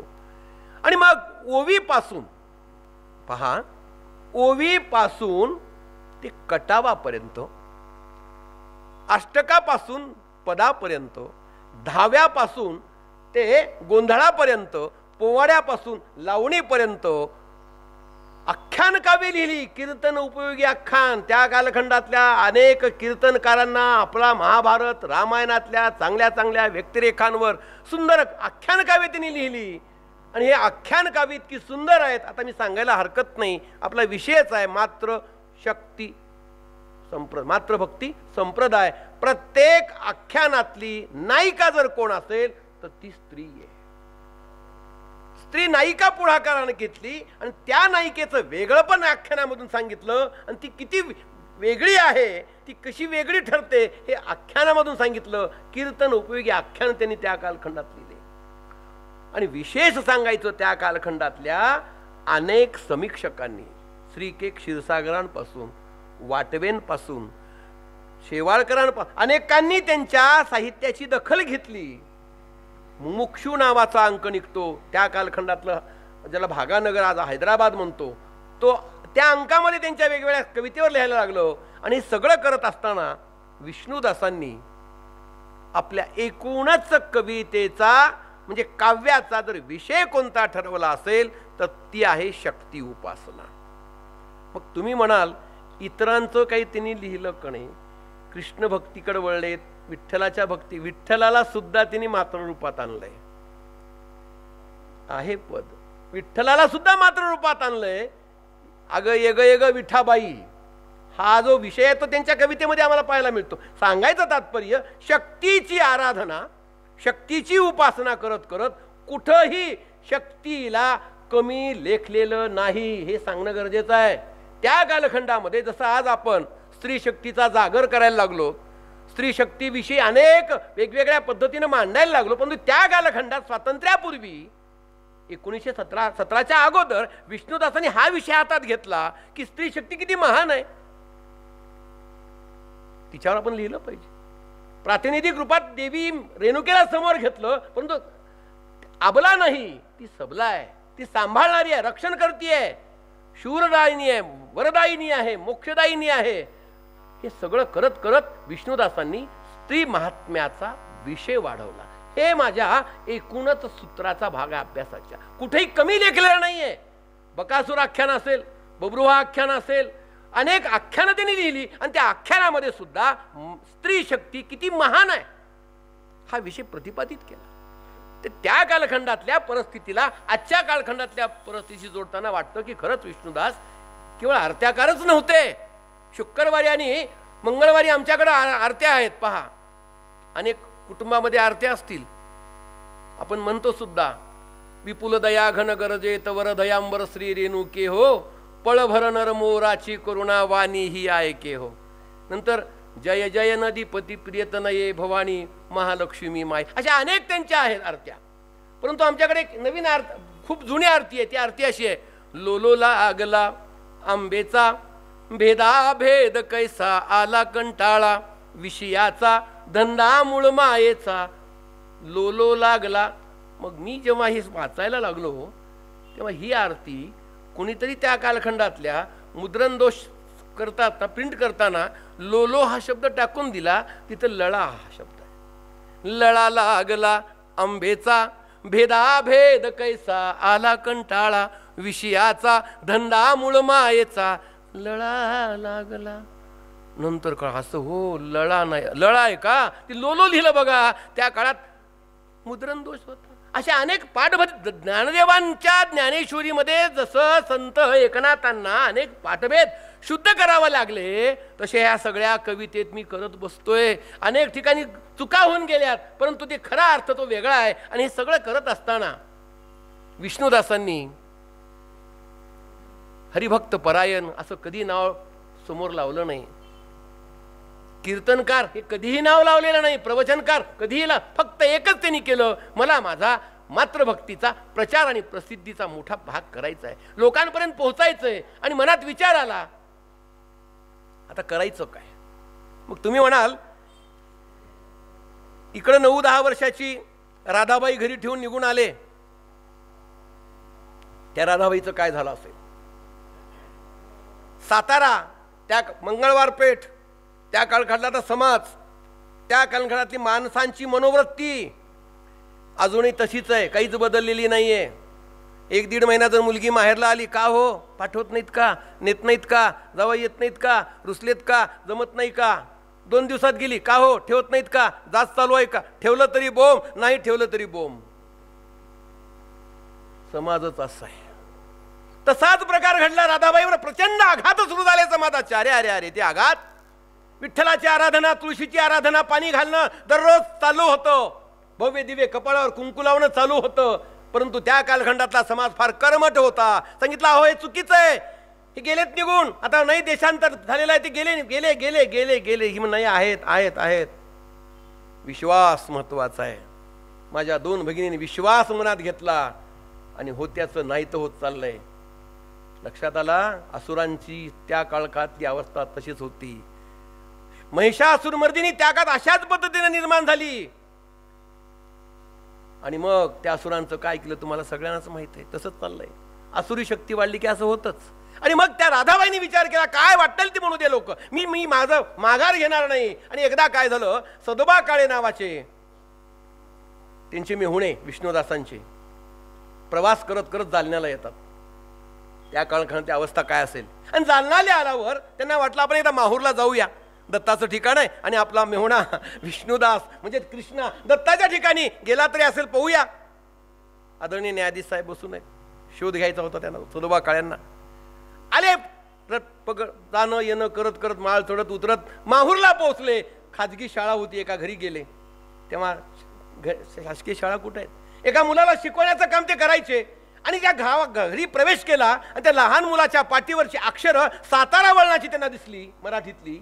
आणि त्या मुलाला प्रश्न केला, अरे तू कुठे शिकतोस, तुला गुरुजी कोण शिकवतात. ते म्हणे आहे ते गुरुजी, तुम्हाला दाखवतो चला. सदोबा काळेच्या मनाची इच्छा पुन्हा पल्लवी झाली. अरे काहीतरी घडणार, काहीतरी होणार, भेटणार, माझा विष्णुदास, माझा कृष्णा मला सापडला काय बघूया. आणि गेल्यावर काय सांगू, पाठमोऱ्या आकृतीकडं तिकडं पाहून मुलाला शिकवायला लागलेत. मुलं होकार द्यायला लागलेत. पाठशाळा होती, शिक्षक म्हणून त्यांनी काम केलं, लोकशिक्षक म्हणून काम केलं. हाक मारली, कृष्णा कृष्णा म्हणल्या म्हणल्या आठवणीचा आवाज, ओळखीचा आवाज, कितीही लांबूचा असू द्या, कितीही दूर असलेला असू द्या, हक्काचा आवाज ऐकल्या ऐकल्या दारातून हाक मारल्यावर जसा पटकन दार काढतो, ओळखीचा आवाज आल्यावर तसं एकदम पाठीमागं वळून पाहिलं. आणि काय सांगू, दोघांना इतका आनंद झाला, ओक्साबोक्षी रडायला लागले. भेटला माझा कृष्णा. ही वार्ता त्या काळात मोबाईल नव्हता, टपाल यंत्रणा अतिशय तोकडी. आणि हे सगळं करत करत ही तिथपर्यंत पोहोचली. साताऱ्यामध्ये राधाबाईच्या कानावर गेलो. अहो त्या काळात लोकांनी मोर्चे काढले होते, केशव पण करून घ्या, अमुक करून घ्या, तमुक. अरे रे सांगता सोय नाही. त्याही नाटक लिहिले आले, ते वाचा तुम्ही. मोडी लिपीत होतं. मोडी लिपीतलं मी 66 पानाचं पुस्तक मला प्रणव जोशींनी दिलं. मोडी लिपीतले जाणकार नव्हते, शोधाशोध घेतली आणि 66 पानाची जीर्ण झालेली वही शोधून मराठीत अनुवाद केला आणि ते तुमच्यासाठी इथं एक सती राधाबाई नावाचं नाटक आहे. स्वतःच्या बायकोवर नाटकं. लोक सध्या बायकोचं नको ते नाटक करत चाललेत, परंतु विष्णुदासांनी स्वतःच्या बायकोवर नाटक कसं असतं, सती राधाबाईवर पोवाडा लिहिलाय. हो, मी नंतर म्हणणार आहे पोवाडा. बायकोचा पोवाडा कुणी केलाय का?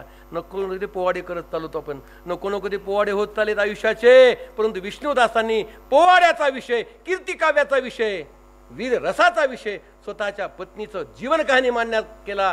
तेव्हा असा हा शाहीर आम्हाला आमच्या पश्चिम महाराष्ट्रातल्या सांगली सातारा भागातून मिळाला.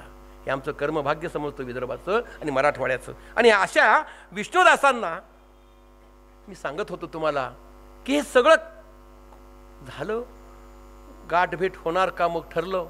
पूर्ण वराड, साताऱ्याहून आई नाही फक्त पत्नी सदोबा काळे, 2 भाऊ निघाले. अनंतराव नावाचे भाऊ होते, गणेश नावाचा भाऊ, सगळे माहूरला आले.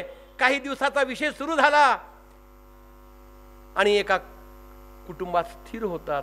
त्या गावात, ज्या गावात घरात राहत होते त्या पोलीस पाटलाचा वाडा होता.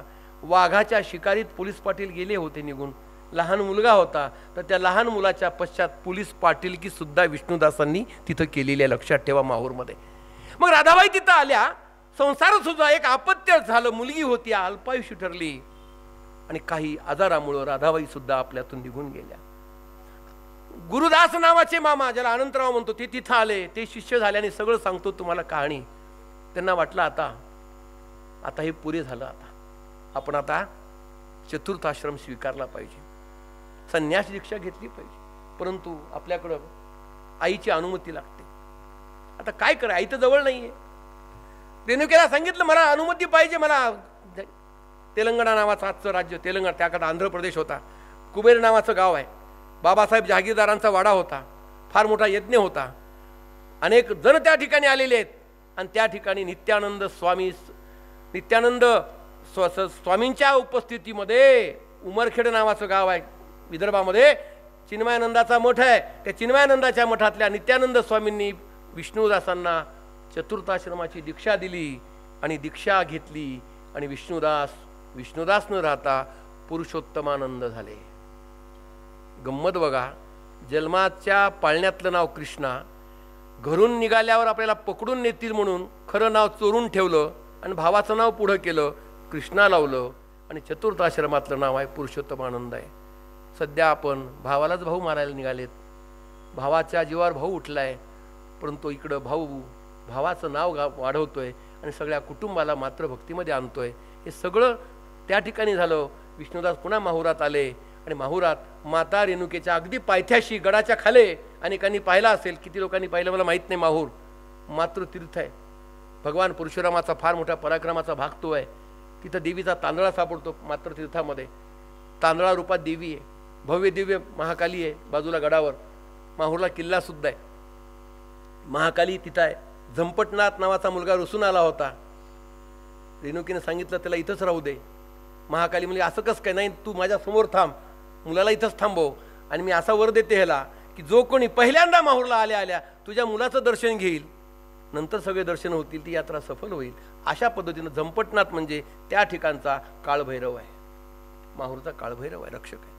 आणि विष्णुदासांनी मग पुरुषोत्तमाश्रमाची उभारणी केली. सगळ्यात महत्वाचं काम तो आहे. आश्रम सध्या नको ते लोक उभा करतात.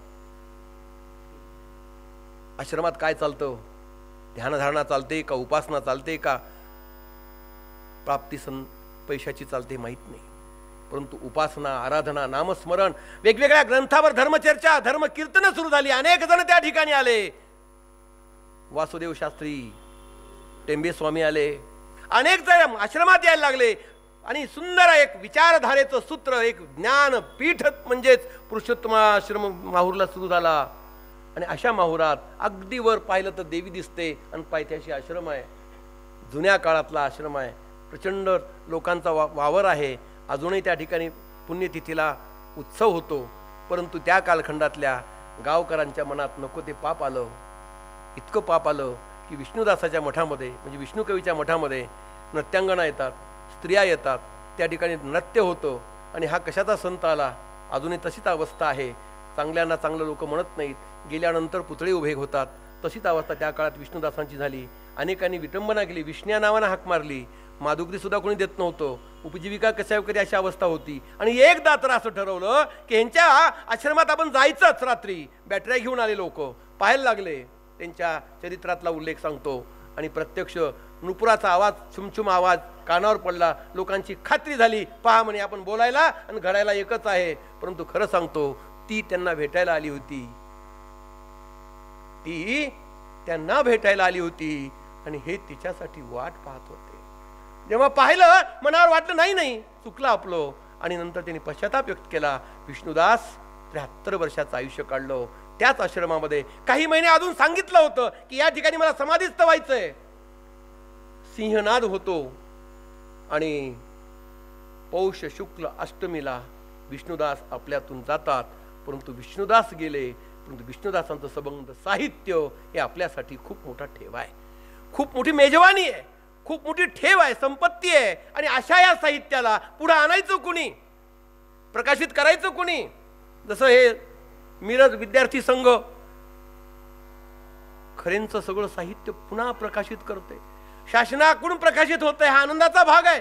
तेव्हा असं कोणतरी केलं पाहिजे. आणि तिथं मात्र धावून आलं कोण? त्यांचा भाचा नरहर शास्त्री खर्शीकर, सातारा. त्यांच्या विष्णुदासांच्या बहिणीचा मुलगा, रंगाबाई नाव, रंगूबाई अशा स्त्रीचा हा मुलगा नरहरी. म्हणजेच पुण्यातल्या प्रतिभावंत अशा लेखक ठरलेल्या ज्ञानेश्वरीच्या एका ऐश्वरीवती ज्ञानेश्वरीचे संपादन ज्यांनी केलं, आदरणीय कैलासवासी प्रल्हाद नरहर जोशी म्हणजे प्रण जोशी यांचे वडील. त्यांचा आणि माझा अनेक वर्ष सहवास, 5-7 वर्ष लाभला या काळामध्ये. प्रणंना वाटलं की कुणीतरी हे सगळं काम करतंय. आनंदाने त्यांनी मला एवढा मोठं बाळ माझ्या हातात देऊन टाकलं. ते हस्तलिखित पुस्तकाचं दिलं, अनेक पोथ्या दिल्या. ज्या ज्या आरत्या आपण वाचतो त्या सगळ्या आरत्यांचं हस्ताक्षर आज माझ्याकडे आहे. त्या कालखंडातल्या साताऱ्याच्या एका विद्वान अशा पुरोहितांनी निर्माण केली त्यांची कुंडली, फार मोठी लांबच्या लांब कुंडली, जन्मपत्रिका मला पाहायला मिळाली. हे सगळं भाग्य संशोधनातून प्राप्त होत गेलं.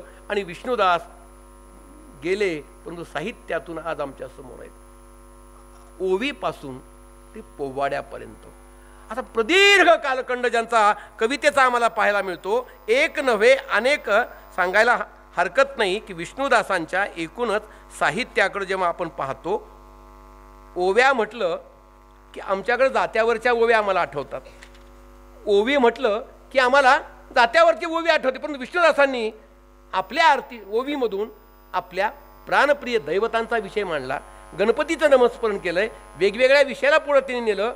आणि वंदे मातरम नावाचं, त्या कालखंडात चळवळ नव्हती, 1917 विचार करा, स्वातंत्र्य 47ला मिळालं. वंदे मातरम हा विषय घेऊन जय आनंदे विजय वरदे उदय वंदे मातरम, ब्रह्मांड पिंड व्यापिनी आदि प्रमण वरुरूपिणी तू अचिंत नित्य आदि मध्य अंत सविस्तरम, देवीचाच विषय मांडलाय. वंदे मातरम हा विषय तिने आपल्यामध्ये घेतला. आणि सगळं करता करता खरे विष्णुदास आमच्या समोर आलेत. त्या कालखंडामध्ये ते म्हणजे आरतीकार विष्णुदास म्हणून. जवळजवळ त्यांच्या नावावर 74-75 आरत्या केवळ देवीच्या आहेत. विठ्ठलाची आहे, दत्ताची आहे, बालाजीची आहे, अनेक आरत्या त्यांनी केला. एवढंच काय, चंद्राची आणि सूर्याची आरती सुद्धा त्यांनी केलेली आहे. कोजागिरीचा चंद्र फार सुंदर आरती आहे. मात्र आरतीकार म्हणून जेव्हा आपण विष्णुदासांना पाहतो तेव्हा एकच आरतीचं एक कडवं या ठिकाणी तुम्हाला सांगून दे, म्हणजे तुम्हाला त्यातलं वर्णनाचा भाग आमच्या समोर येऊन जातो की विष्णुदासांच्या आरतीचं वेगळं पण काय. मी ज्या क्षेत्रात आलोय त्या क्षेत्राचा अतिशय जवळचा भाग आहे, शक्तिपीठ आहे कोल्हापूरचं. त्या कोल्हापूरच्या महालक्ष्मीची आरती किती सुंदर आहे. जय जय नदीपती प्रियतनये ही गेय आरती आहे. जय जय नदीपती प्रियतनये भवानी महालक्ष्मी माये, आदि क्षीर सागर रहिवाशी, जय जय कोल्हापूरवासी, अंबे भुवनत्रयी भ्रमसी, सदा निज वैकुंठी वससी, दुर्लभ दर्शन अमराशी, पावशी कशी मग इतराशी. पुढचं कडव फार छान आहे. करुणा लये मोक्षदानी, उंच स्वर आहे, संगीताचं सुद्धा ज्ञान आहे. करुणालये मोक्षदानी भक्त जे परम जानती वर्म सदापदी नरम. शब्द बघा किती सुंदर वापरलेत. परम वर्म नरम. प्रतिभावंताचं हेच लक्षण आहे.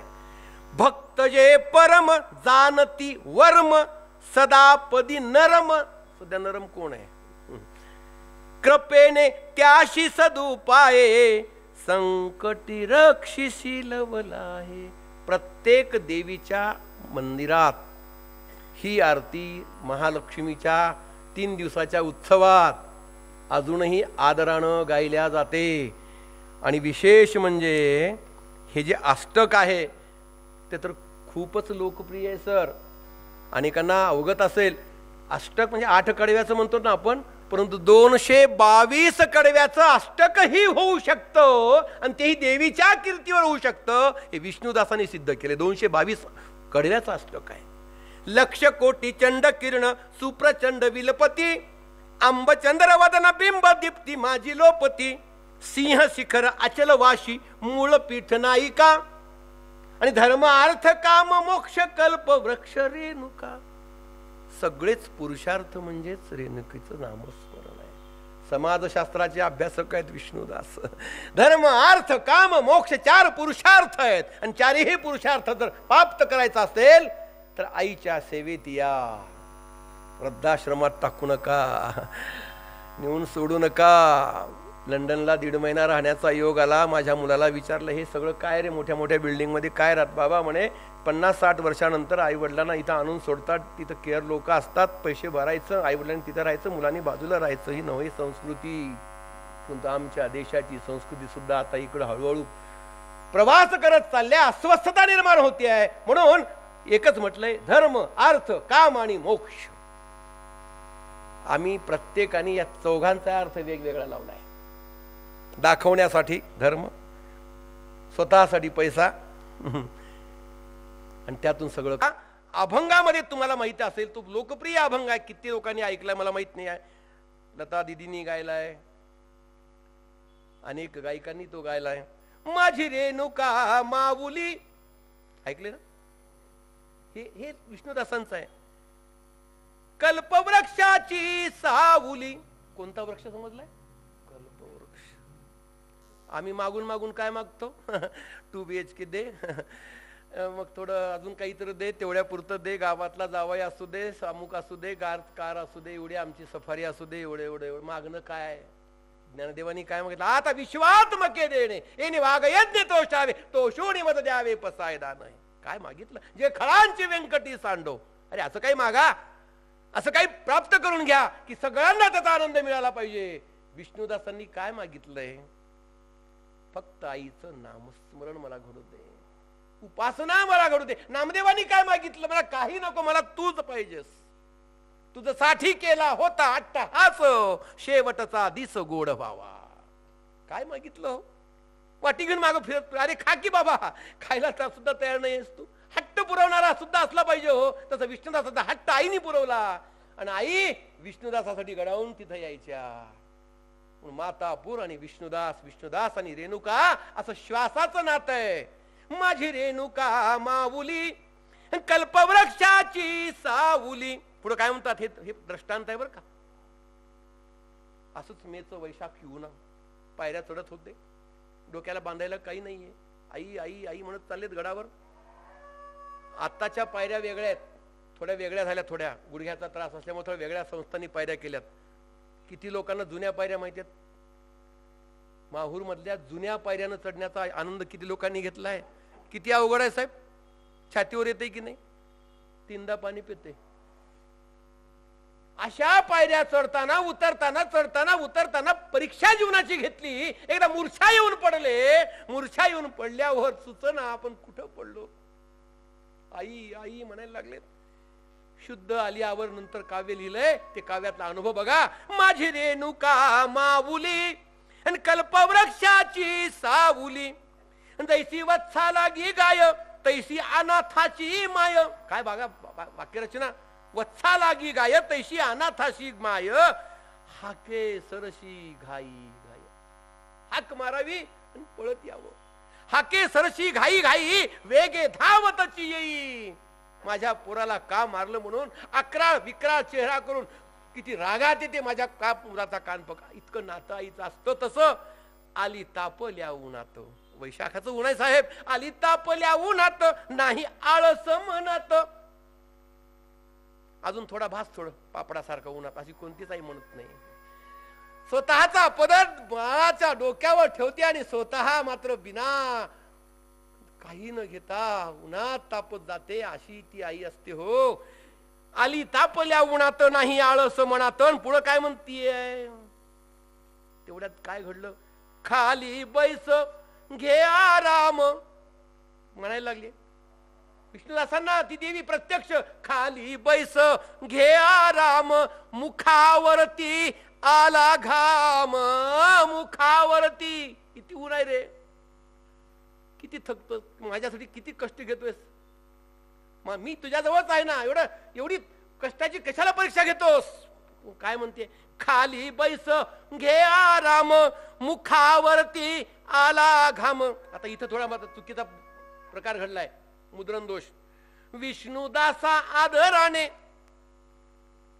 छापणाऱ्याने विष्णुदास आदराने लिहिलंय. विष्णुदासा आदराने वारा खाली पदराने. विष्णुदास आदराने असल्यावर उपर्ण सुद्धा नाही वारा पदराने घालल कसा. बरोबर आहे. विष्णुदास माझं लेकरू आहे हो. माझं बाळ आहे ते. माझा जीवाचा तुकडा आहे. संगमनेर सातारा सांगली मिरज कडून आमच्या भागात आलंय. माझ्या उपासनेसाठी आले. काही खाल्लंय की नाही की सकाळपासून ओठ कोरडे पडलेत. आईने असा हात फिरवला डोक्यावरून आणि काय म्हणतीये. खाली बैस घे आराम मुखावरती आला घाम. मुखावरती आला घाम. विष्णुदासा आदराने वारा घाली पदराने. विष्णुदास आदराने वारा खाली पदराने माझी रेणुका. असं म्हणत असताना एकदम मूर्छा सुटली. पुन्हा जागृत झाले. पाहत तर काय गायब. कोण आलं होतं आता. कोण मला खाऊ घातलं काहीच कळेना. आणि हा अनुभव पुन्हा आश्रमात आले आणि विष्णुदासांनी लिहून काढला. असे अनेक प्रसंग विष्णुदासांच्या कवितेतले आहेत. ही एक साधी बाब मी तुम्हाला सांगितली की विष्णुदासांच्या एकूणच अभंगाचं आणि वेगळं पण काय आहे. ते काय म्हणतात माहितीये. माहूर मला का आवडलं. मी आता आदरणीय कुलकर्णी साहेबांना म्हणालो भाग्यवान आहात तुम्ही. काय सुंदर व्याख्यानं. काय सुंदर गाव आहे. काय सुंदरता आहे. कलेची साधकता आहे. उपासना आहे. अभ्यासाचं केंद्र आहे. वाचनालय फार सुंदर आहे. जुनी जुनी ग्रंथ आहेत. तसं माहूर विषयी त्यांचं मत बघा.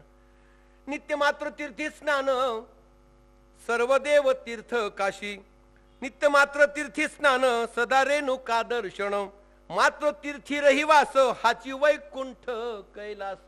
सर्वस्व वैकुंठ तिथंच आहे. कुठं जायची मला गरज नाहीये. तो अनाथ नाथ दत्त माहुरात पाहिला. मला बाहेर जायची गरज नाही. इतकं माहूरचं महत्व विष्णुदासांनी आपल्या एकूणच कवितेमध्ये मांडलेलं आहे. अशा ह्या विष्णुदासांच्या या रचना जेव्हा आपण पाहतो तेव्हा मनाला एक वाटतं की खरंच विष्णुदासांनी एक वाक्य फार सांगितलंय की जन्माला येऊन मी काय केलंय. अनेकांना समजत नाही. वेल्यावर कळतं की माझ्या बाबांनी थोडं करायला पाहिजे होतं. आम्ही खूपदा सांगितलं होतं त्यांना हे करा. त्यांना जमलंच नाही हो. जमलंच नाही. परंतु ही जेव्हा हात मी पाहतो. हे जेव्हा पाय जेव्हा वळतात इकडं सार्थकी जीवन झालं असं वाटतं. खरंच आपण काहीतरी या जन्माचं सार्थक करायला लागलो. येणाऱ्या पिढीला काहीतरी द्यायला लागलो. याची ग्वाही म्हणजे मिरज विद्यार्थी संघाने ही व्याख्यानमाला आहे. ते काय म्हणतात माहितीये. जन्मा येऊन व्यर्थ मानव कुळी एरंडसा वाढलो. अरे अरे अरे एरंडा माहितीये ना. जन्मा येऊन व्यर्थ मानव कुळी एरंडसा वाढलो. झालो मी धड इकडे न तिकडे आधे मध्ये नाडलो. नाडलो मराठवाडी भाषा.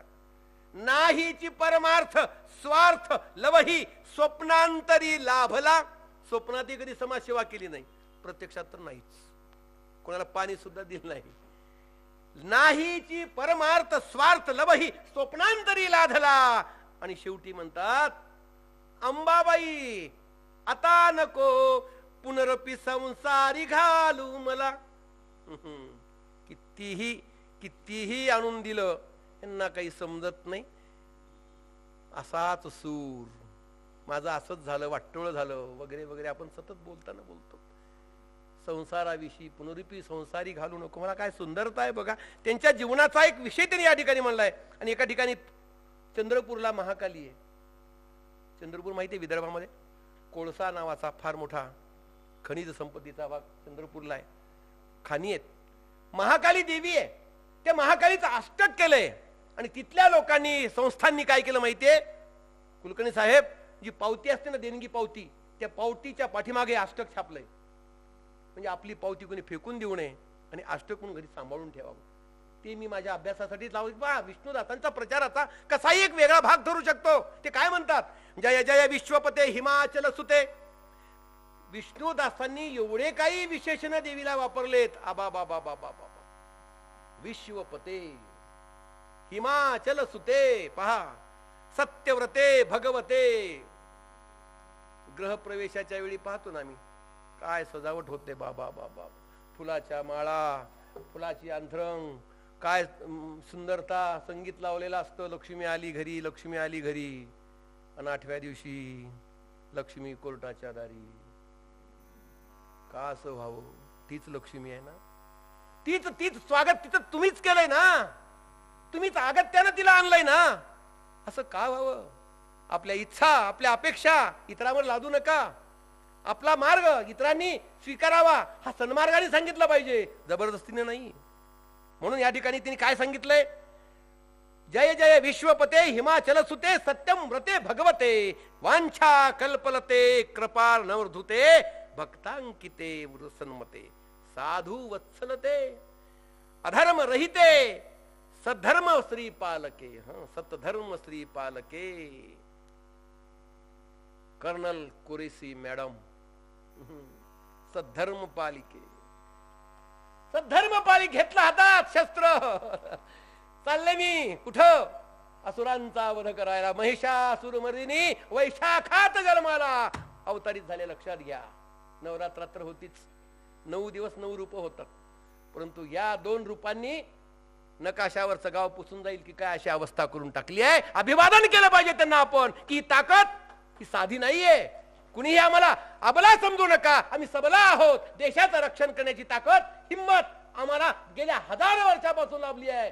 ती ताकद रेणुका मातेची आहे, महाकालीची आहे, महिषासुरमर्दिनीची आहे, ती वणीच्या सप्तशृंगीची आहे, कोल्हापूरच्या महालक्ष्मीची आहे आणि तुळजापूरच्या भवानीची आहे. आणि ज्या भवानी मातेने हिंदवी स्वराज्याचे संस्थापक गो ब्राह्मण प्रतिपालक राजा छत्रपती शिवाजींच्या हातात तलवार दिली, त्यात जाणत्या राजानी जाणीवपूर्वक त्या 2 भगिनींच्या हातात सूत्र देऊन टाकली. जा असुरांना संपवा. जाणता राजाही असला पाहिजे आणि जाणती प्रजाही असला पाहिजे, तर रामराज्य निर्माण होतं. हे असंच आहे. यदा यदाही धर्मस्य ग्लानिर्भवति भारत अभ्युत्थानाधर्मस्य तदात्मानं सृजाम्यहम्. जेव्हा जेव्हा असं घडतं तेव्हा विष्णुदासाच्या ह्या अष्टकाची मला आठवण होते. साधू वत्सलते अधर्म रहिते सद्धर्म श्री पालके. आणि शेवटी काय, शेवट कसा आहे, साष्टांगे करीतो प्रणाम चरणा जय जय महाकालिके. ती महाकाली आहे. महाकाली आहे. प्रेमानं दूधही देते. अहो खोबरेल तेल चोपडून देऊ का पायाला म्हणणारी तीच आहे. आजारी पडल्यावर अहो गोळी तुम्हाला माहित नाही मला माहिती, ही गोळी घ्या म्हणणारी तीच आहे. आणि गोळी देता देता जर चुकीनं वागलं गळा दाबणारी तीच आहे. लक्षात घ्या. चुकीचं जर कोणी पाऊल उचललं ती चक्ती कधी तयार होईल सांगता येत नाही. म्हणून मात्र तीर्थ, माहूर, मातापूर आणि विष्णुदास एक वेगळं वलय आहे हो. अशा ह्या विष्णुदासांनी आमच्या एकूणच कवितेमध्ये काय काय दिलं आम्हाला. ज्ञानदेवांचा वारसा, एकनाथांचा वारसा, तुकोबाचा वारसा, रामदासांचा वारसा आणि नामदेवांचा वारसा अभंगातून दिला. अभंग लिहिले की नाही अभंग. त्याच विष्णुदासांनी पंत कवितेकडे सुद्धा वळले. तत्वज्ञानाच्या रचना आम्हाला आपल्या कवितेतून मांडल्या. आणि त्याच विष्णुदासाचं काव्य सुद्धा केलं, शाहिरी वाङ्मय आणलं आणि शाहिरी वाङ्मयातून पोवाडा लिहिला आणि पोवाड्याबरोबर लावण्या लिहिल्या. लावण्या केवळ अशा बिभत्स विचित्र वर्णन असं काहीतरी नाहीये. त्यातला एक दुसरा अर्थ आम्हाला पाहायला मिळतो. केव्हाची मी द्वारी उभी राहिले राया दार काढा. केव्हाची मी द्वारी उभी राहिले राया दार काढा या शब्दाचा अर्थ आहे, आई किती वेळ वाट पाहतीस? घर सोडलंय, राधेला सोडलंय, आईला सोडलंय, बाबांना सोडलंय, तुझ्यासाठी मी इथं आलोय. एकदा उघड की, दर्शन दे ना मला. तो अर्थ आहे. परंतु आता केव्हाची मी द्वारी उभी राहिले दार काढा, ते दार मनात नका आणू. खरे आमचे दार अजून उघडलेच नाहीत. आम्ही दारोदार त्याच्यामुळेच फिरायला लागलो. आमच्या मनातलं तेच नको ते दार उभं होतंय म्हणून दारोदार फिरण्याची वेळ निर्माण झाली आहे. खरं दार पाहायचं असेल तर माहूरला या आणि मात्र तीर्थाचं दर्शन एकदा तरी आपण घेतलं पाहिजे. हा खरा जीवनाचा आनंद आहे. आणि हे सगळं करत असताना विष्णुदासांनी चरित्र लेखन लिहिलं. तुम्ही म्हणाल कवी विष्णुदास, पदरचनाकार विष्णुदास, आरत्याकार विष्णुदास, अष्टककार विष्णुदास, आख्यान कवी विष्णुदास, कटाव लिहिला. अहो कटावाचं तर काय सांगू तुम्हाला. त्यांच्या कटावामध्ये एक एक वनाचा कटाव आणि भोजनाचा कटाव. तुम्ही म्हणाल सर विष्णुदासांना एवढे पदार्थ माहूरमध्ये खायला मिळाले का? एवढे पदार्थ त्या भोजनाच्या कटावामध्ये आहेत. अक्षरशः मती दंग होऊन जाते, गुंग होऊन जाते की एवढे पदार्थ. भोजनाचा कटाव त्यांचा फार सुंदर आहे, तोही आम्ही वाचला पाहिजे. त्यानंतर वनाचा, एवढे फुलांची वर्णनं, आबा बाबा बाबा काय वर्णन आहे त्यांच्या, काय प्रतिभा आहे, शक्ती आहे भोजनाच्या कटामध्ये आम्हाला पाहायला मिळतं. आणि मग आख्यान काव्य लिहिले, कीर्तन सुमनाहारसाठी लिहिले. आणि अशा विष्णुदासांना आम्ही एक विषय असा ठरवला की या विष्णुदासांनी आम्हाला काय दिलं. काय विष्णुदासांनी आमच्या मराठी साहित्यासाठी काय दिलं. आधुनिक कालखंडात, लक्षात घ्या, आधुनिक कालखंडात संत, तंत आणि पंत तिन्ही विचारधारेला जुळून आणणारी काव्यरचना प्रभावीपणे करण्याचं काम विष्णुदासांनी केलं. आणि त्यातून मातृभक्तीचा विचार मांडला, मातृभक्तीचा प्रचार केला. आणि सगळं करत असताना स्वतःला काही मागितलं नाही. एक त्यांचं छोटंसं वाक्य सांगतो, नको साधन धन काही. पहा तिने मागितलं काय. आई नको साधन धन काही, काम स्तमनाचे नाही. मला काही नको तुझ्याकडून, बंगला नको, कार नको, काही काही काही नको. नको साधन धन काही, काम स्तवनाचे नाही. आई रेणुके तुला, आई रेणुके तुला साधे साधे बोलणे पुरे. काय मागितलं? काय मागितलं? फक्त बोलायचंय, संवाद साधायचा आहे. दुर्दैवानं आता संवादाची माणसं सुद्धा दूर होत चाललीत. संवाद करावा कोण, आम्ही सगळेच मोबाईलमध्ये दंग होऊन चाललो. प्रवासात सुद्धा कोणी कोणाला बोलत नाही. मी आता येताना रेल्वेत दोघा चौघांना बोलण्याचा प्रयत्न केला, गाव कोणतं, ते गाव कोणतं. ते म्हणे गुगलवर शोधा, सापडेल तुम्हाला. अवघड वाटलं हो मला. या भूमीविषयी आकर्षण आहे. मी विचारत गेलो, कुणी मला सांगायला, कारण का प्रत्येकाच्या हातात ते यंत्र आलंय आणि त्या यंत्रानं मती गुंग करून टाकली आहे. संवाद संवाद संपलाय. सुसंवाद जिथं संपतो ना तिथं नको ते घडतो. विष्णुदासांनी संवाद निर्माण केला. माणसाला माणसाने बोललं पाहिजे, माणसाने जवळ आलं पाहिजे आणि एक विचारानं राहिलं पाहिजे. म्हणून हा सगळा योग त्या ठिकाणी मांडला. त्यानंतर त्यांचा अजून एक फार तुम्हाला प्रिय असलेलं भजन, माहिती सुद्धा असेल, तिची रचना सुद्धा तुमच्या कानावर केलेली आहे. एकदा तर काय झालं माहिती आहे, माहूरला आले, कंटाळले कंटाळले, काही खरंच नाही. राधाबाई आल्या, तेही निघून गेल्या, तेही गेल्या, साथ सुटली. आता काय करायचं, आता काय करायचं प्रश्न पडला. पटकन हातात लेखणी घेतली आणि मनाचं दुःख बोलून घेतलं. ऐका साहेब काय लिहिलंय. आई खरंच ग, आईला रेणू केला, आई खरंच ग, जे केलंच ते बरंच ग. आई खरंच ग, जे केलंच ते बरंच ग. माझी धन दौलत बायको, तुझ्या मनात वाटली नको. ती निघून गेलास. माझी धन दौलत बायको. पहा किती वेगळा विचार मांडलाय. धन दौलत हा शब्द वापरलाय. माझी धन दौलत बायको, तुझ्या मनात वाटली नको. जन्माची फटफट, कर्माची खटखट, झटपट केलीच दूरच ग. आई जे केलंच ते बरंच ग. आई खरंच ग, जे केलंस ते बरंच ग. म्हणजे अशाही परिस्थितीमध्ये समाधानानं जगणं. ठीक आहे, तुला वाटलं ते ठीक आहे, परंतु आम्ही आयुष्यभर नाही हो, अजून 8-10 वर्ष राहायला पाहिजे होते, 2-3 प्रॉपर्ट्या त्यांनी घेतल्या असत्या, आमचं खूपच स्वप्न होतं हो. अरे करा ना पूर्ण आता.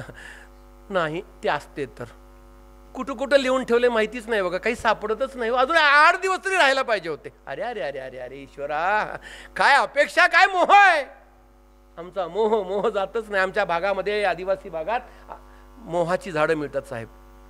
मोह माहिती, मोहफूल. ती मोहफुलं सकाळी सकाळी जर या दिवसात त्या झाडाजवळून गेलात ना, झाडाजवळून गेलात तरी माणूस बेशुद्ध पडतो, इतकी सुगंध येतात. आणि ती मोहाची फुलं आणून आमचा आदिवासी बांधव त्यांना भिजवतो 2 दिवस, आणि त्याच्यापासून आयुर्वेदिक रसपान तयार होतं. आणि चहाच्या ऐवजी आयुर्वेदिक रसपान घेतो. श्वासोश्वास दमा अजिबात येत नाही. ते डॉक्टर आहेत. मोहाची फुलं, त्या मोहाच्या भागात मी मोहून गेलो. आणि विष्णुदासही त्याच भागात रमले, पण विष्णुदासांनी कधीच रसपान केला नाही. त्यांनी विचाराचा रसपान दिला, तत्वज्ञानाचं रसपान दिलं, आणि ज्ञानाचं रस पाजवलं. म्हणून ते अजरामर आहेत, लक्षात ठेवा. माणसं का मोठे होतात? माणसाचं मन मोठं पाहिजे हो. असं म्हणता म्हणता त्यांनी एकदा विचार केला, आता खरंच आता आपल्या जीवनाचं सार्थक काय आहे? आपण कशासाठी आलो? काय केलं? समाधी झाली. त्यांचा प्रपंच शेवटच्या भागाकडे येतो. त्यांना पुढं आणलं कुणी? विष्णुदासांच्या एकूण साहित्याची 3 खंड आहेत. एक कविता खंड, एक संकीर्ण खंड आणि एक आख्यान खंड. कीर्तन सुमनहार, कीर्तन सुमारात सगळे आख्यान आहेत. कविता खंडामध्ये हा कविताचा खंड आहे, हा प्रकाशित केला आहे, माहूरमध्ये आपल्याला पाहायला मिळेल. पूर्ण आरत्या, अष्टकं, पाळणे, धावे याच्यात आहेत. संकीर्णमध्ये सगळ्या देवदेवतांच्या आरत्या, बालाजीच्या पासून सगळ्यांच्या आरत्या. आणि समाज, विष्णुदास केवळ भक्ती चळवळीतच रमले नाहीत, तर समाज सुधारणा त्यांनी केली. एकच पद सांगतो मी, ते कसं होत आहे माहिती आहे? विष्णुदासांना हे जग कसं वाटतंय, या समाजाकडे कोणत्या नजरेने पाहतात.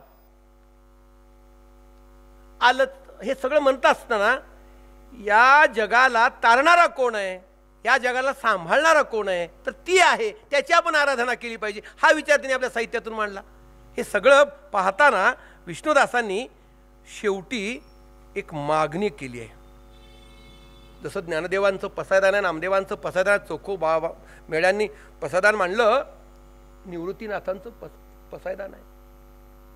विष्णुदासांना सुद्धा वाटलं आपण काहीतरी मागितलं पाहिजे, न मागता राहणं पाप आहे, मागूया. काय मागितलं? ऋतुशील जलवृष्टी तुष्टी पुष्टी असू दे. घेत आहे, ऋतुशील जलवृष्टी तुष्टी पुष्टी असू दे, सुखमय कर सृष्टी दुःख दृष्टी नसू दे. वा, ऋतुशील जलवृष्टी. आता पावसाळ्यात ऊन, उन्हाळ्यात हिवाळा, हिवाळ्यात पावसाळा, काहीच समजायला मिळत नाही. पावसाळा सुरू झालाय का उन्हाळा सुरू झालाय? ऋतुशील जलवृष्टी तुष्टी पुष्टी असू दे, सुखमय कर सृष्टी दुःख दृष्टी नसू दे. हरिहर परमेष्टी पुष्टी रक्षत मागे, जय जय वंदे मातर मातर गे.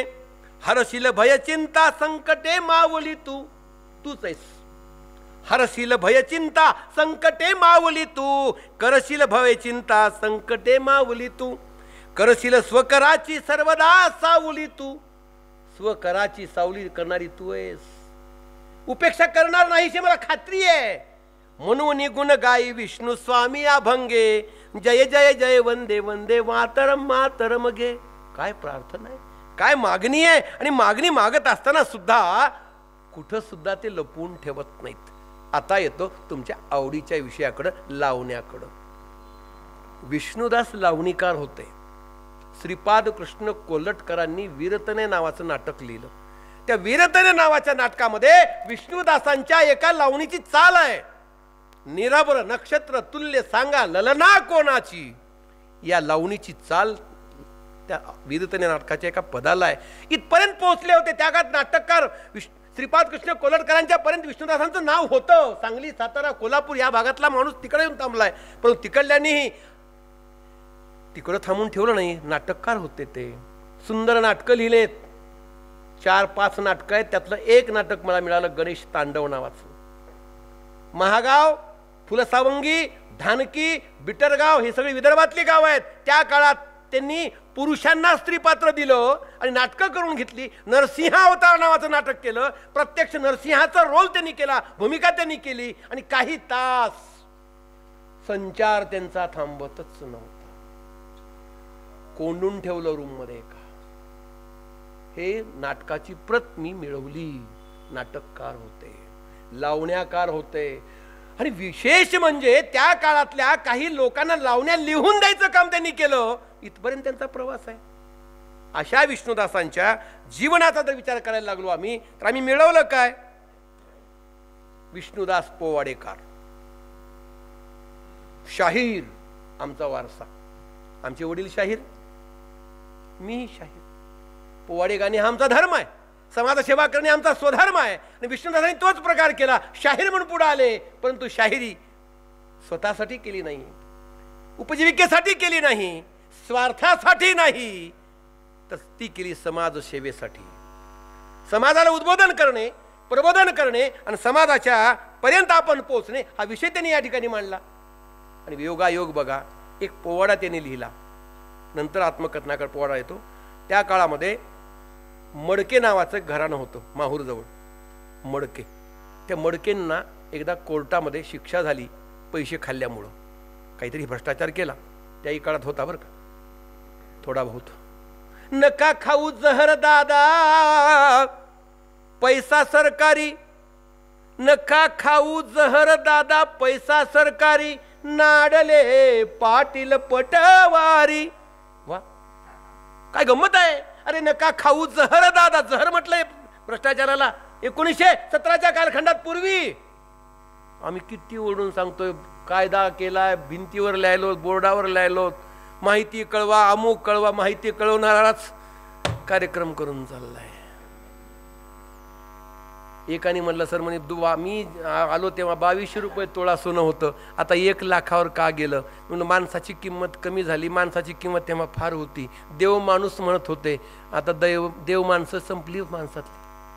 असं का झालं? हे जग बदललं. जग बदल घालून घावं गेले सांगून मला भीमराव जसं अण्णाभाऊसाठी म्हणाले होते, तसं विष्णुदासांनी सुद्धा त्या कालखंडामध्ये हा विचार मांडला की नका खाऊ जहर दादा पैसा सरकारी, नाडले पाटील पटवारी. एकाच्या नावावरची जमीन दुसऱ्याच्या नावावर करून देणं हा चुकीचा भाग आहे. त्यांच्या लक्षात आलं. राजाराम मडके नावाचे सद्ग्रस्त होते, त्यांच्यावरचा हा पोवाडा आहे. शाहीर होते. आता शेवटचा विषय सांगतो. त्यांनी चरित्र लिहिलं. कुणावर लिहिलं? दुसखेड नावाचं गाव आहे, माहिती आहे कुठं आहे? रावेर, खानदेशात, बरोबर आहे. जळगाव, केळीचा भाग आहे तो. दुसखेडला दत्ताचं संस्थान आहे. बाळानंद नावाचे महाराज, त्यांची 252वी प्रवास दत्त जयंती माहूरला दर वर्षी येते. बाळानंदांच्या जीवनावर त्यांनी चरित्र लिहिलं. 7 अध्यायाचं चरित्र मला मिळालं. आणि त्यानंतर माहूर संस्थानचे महंत आदरणीय दत्तराम भारती, सध्या माहूरचे महंत आहेत मधुसूदन भारती महाराज. सध्याची माहूरला महंत आहेत माहूरचे मधुसूदन भारती. त्या कालखंडात विष्णुदासांच्या काळात दत्तराम भारती होते. त्यांच्यावर विष्णुदासांनी चरित्र लिहिलं की हा योगी पुरुष कोण होता. म्हणजे चरित्र लेखक विष्णुदास, आत्मचरित्राचा पोवाडा लिहिणारा विष्णुदास, अष्टक लिहिणारा विष्णुदास, पोवाडे लिहिणारा विष्णुदास, नाटकं लिहिणारा विष्णुदास, कविता लिहिणारा विष्णुदास, ओवी लिहिणारा विष्णुदास, पाळणा लिहिणारा विष्णुदास, एवढंच काय पदरचना करणारा विष्णुदास आणि ज्ञानेश्वराच्या पंक्तीमध्ये जाऊन अभंग रचना करणारा आधुनिक कालखंडातला विष्णुदास.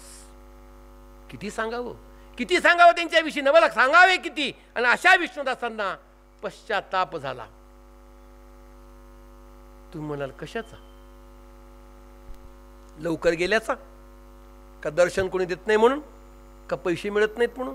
सध्या सगळ्यात जर चिंताग्रस्त कोणासाठी महाराज लोक आहेत. भक्तच यायला तयार नाही आहेत. भक्तांनी ओळखलं. पूर्वी तसं नव्हतं. महाराजही काही मागायचे आणि भक्तही काही द्यायचे. फक्त एकमेकाचा संवाद व्हायचा आणि आनंदाने एकमेकाकडे पाहायचे आणि जे दिसल मिळेल ते द्यायचा, आनंद मानायचा, समाधान नावाचा फार मोठा भाग होता.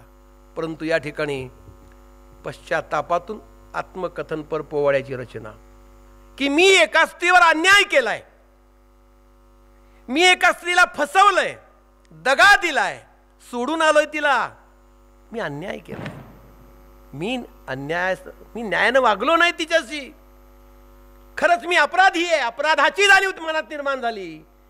याही ठिकाणी स्त्री महात्म्य किती महत्वाचं आहे, स्त्री शक्ती किती महत्वाची आहे, पत्नीच्या कार्यातून सांगितलंय. आणि बघा, आमच्याकडं चुकीनं सांगितलं जातो की शेक्सपियरने सांगितलं की जीवन म्हणजे रंगपट आहे, सब कुछ खोटं आहे.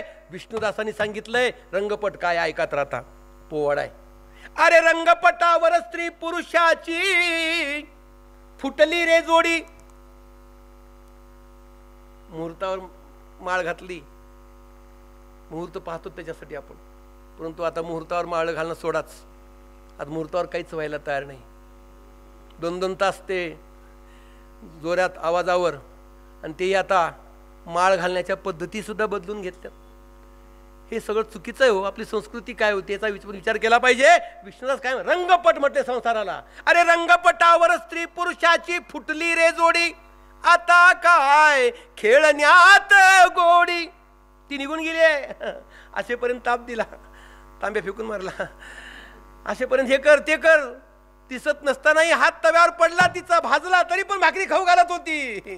अरे रंगपटावर स्त्री पुरुषाची फुटली रे जोडी, आता काय खेळण्यात गोडी. नंतर बोंबलून उपयोग नाही. पुढे काय म्हणतात, जे नरजन्माचा नरा येईना पुन्हा पुन्हा खेळ. काय तत्वज्ञान आहे. अरे नरजन्माचा नरा येईना पुन्हा पुन्हा खेळ, जशी का केळीला केळ. काय वनस्पती शास्त्राचा अभ्यास आहे. तरुणपणाचा बहार अंगी येतो एक वेळ, नदीचा पूर केवळ. पूर गेला की संपलं, पुन्हा खडक उघडा देतो. अरे वृद्धपणामध्ये शिरी पांढरी फुटली हरळ, अवघी मग पडली भुरळ, आयुष्याची शिल्लक बाकी राहिली थोडी. आयुष्याची शिल्लक बाकी राहिली थोडी, आता काय खेळण्याची गोडी. जोवर आहे स्त्री पुरुषाची संगत संसारी. तत्वज्ञान, परमार्थाचा विचार आणि संसाराचा विचार कसा मांडलाय बघा. जोवर आहे स्त्री पुरुषाची संगत संसारी, तोवर ही गंमत सारी. रामचंद्र ही स्त्री दुःखाने करी नारी नारी, झाला वेडा मदनारी. पुढचा शब्द प्रयोग काय सुंदरता आहे त्यांच्या शब्दात, किती तत्वज्ञान आहे बघा. अरे विवाहितेचा विधूर झाला. विवाहिता निघून गेली, हा कोण झाला? विधूर. अरे विवाहितेचा विधूर झाला, पुरुष निराधारी, कोळसा पडला अंधारी. म्हणून थोडस विचार करा. आपली आहे, चुकते कधी कधी, तीच गोळी देते आणून, झेंडूबामची बाटली तीच शोधून देते, तीच म्हणते अहो सदरा उलटा घातलाय, बटन मध्ये गेलेत, वर करा. अरे अरे अरे अरे, तरी पण आम्ही काहीही मदत करत नाही. अरे विवाहितेचा विधुर झाला, पुरुष निराधारी, कोळसा पडला अंधारी. प्रारब्धाने केली प्रीतीच्या, आता स्वतःचं जीवन आणलं, प्रारब्धाने केली प्रीतीच्या मध्ये ताडातोडी, आता काय खेळण्यात गोडी. आधीच तळमळ वाटे पडेना चैनची अनुवाडू, सती ती गुणगंभीर पात्र. बायकोविषयी लिहायला लागलेत. जागत बसली नाही लाविला नेत्राला नेत्र. लग्न झाल्यावर काही दिवसात विष्णुदासांनी तिच्या कानात शब्द टाकला, अगं मला आता इथं करमत नाही, मला राहवत नाही घरात, मला जायचंय, मला जायचंय, मला जायचंय. जायचंय म्हणल्यावर ती सुगरण झोपत सुद्धा नव्हती. ते वर्णन कसं केलं बघा. जागत बसली नाही लाविला नेत्राला नेत्र, सोडली झोप सप्त रात्र. 7 दिवस जागली आहे, कधी पळून जाईल माहित नाही म्हणून. आणि मग परंतु मोठे कर्मगतीचे चरित्र विचित्र, अचेतन केले जसे चित्र. 8व्या दिवशी त्या संधीमध्ये साधिली घर फोडी. मी पळून गेलोच, 8व्या दिवशी पळालो. आता काय खेळण्यात गोडी. पुढे काय म्हणतात, जसा काय नळदमयंतीचे अर्धवस्त्र कापी, तदा ती गेली होती झोपी. तशी दृष्टीने धेनू घातली व्याघ्राच्या खोपी, असोनी जीवाचे संगोपी. व्याघ्राच्या खोपी गाय घालावी तसं तिला मी सोडून आलो. पश्चाताप आहे, चुकलंय माझं राधे, चुकलंय. मनात म्हणायला लागले, परंतु काय, अन्यायाविन त्या स्वाधीची केली मानमोडी. अन्याय केलाय, जाणीव झाली आहे. आता का शेवटी एकच म्हणतात, शेवटचं कडवं म्हणतो मी. पोवाडा फार मोठा आहे. शेवट बघा, आरस नाही सरस नाही खिरस गाईचा. गाईचं 2 दिवसाचं दूध त्याला खिरस म्हणतात. खरवस, खरं आमच्या मराठवाड्यात खिरस. आरस नाही सरस आहे खिरस गाईचा, मिळेना महू महागाईचा. घ्यावा मासला मधुर केवळ साखर साईचा, आहे बहु तुमच्या सोयीचा. सुगंध पुष्पा सहित पसरला वेल जाईचा, पोवाडा राधाबाईचा.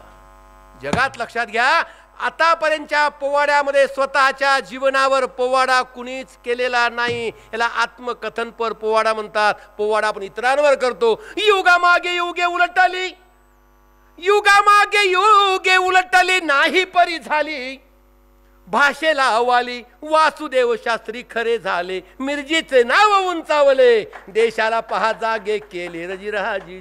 मिरज विद्यार्थी संघाकडून व्याख्यानाचं सुरू झालं सत्र. पहा पहा कार्य अहोरात्र, ती सती डोळ्याला नेत्र.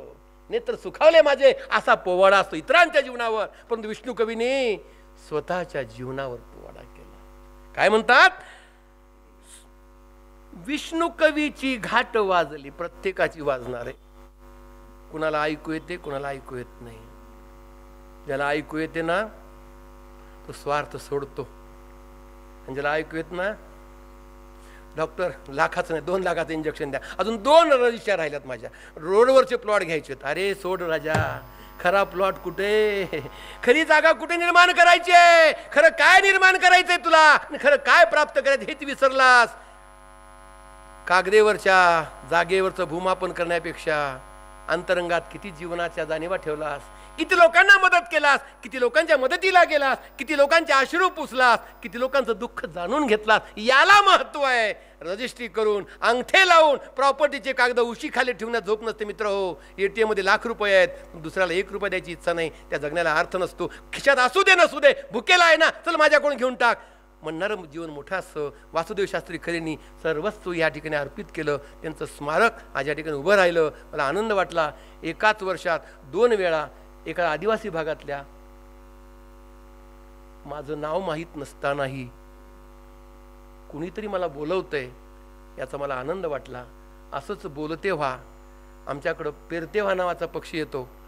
जून महिन्यात पेरते व्हा, पेरते व्हा, मराठीत बोलते व्हा, असं मला म्हणायचंय. आई बाबा यामध्ये जेवढी गोडी आहे ना तेवढी इतर कशात नाही हो. मांडव रिकामा असतो, वरात निघालेली आहे, तो घेऊन तिला चाललाय, सगळं पाठवायला वरात चाललंय, आणि हा बाप मांडवाच्या एका खांबाला हात लावून पाहत असतो. काही चुकलंय का, काही ग्लास पडलेत का, काही टोपले इकडे विस्तारलेत का, काही सतरंजा जमर करायच्या आहेत का. हळूच लक्ष जातं, पोरगी चालली आहे. पोरीला न ओळखू देता रुमाल थंड करून घेतो. पूर्ण चिंब भिजलेला असतो, आतमधून तर भिजलेलाच असतो, कपड्यानेही भिजलेला असतो. आणि जेव्हा कुणीतरी म्हणतं अगं तुझ्या बाबाला बोललीच नाही, पुन्हा ती बाबाकडे येते, गळ्याला पडते आणि रडते, बाबा सांभाळा बरं का, तुमच्या बीपीच्या गोळ्या तिथं आहेत, तुमची शुगरची गोळी तिथं आहे. आईला किरकिर जास्त करू नका, आईचा स्वभाव तसा आहे, मनावर काही घेऊ नका, मी येते बरं का.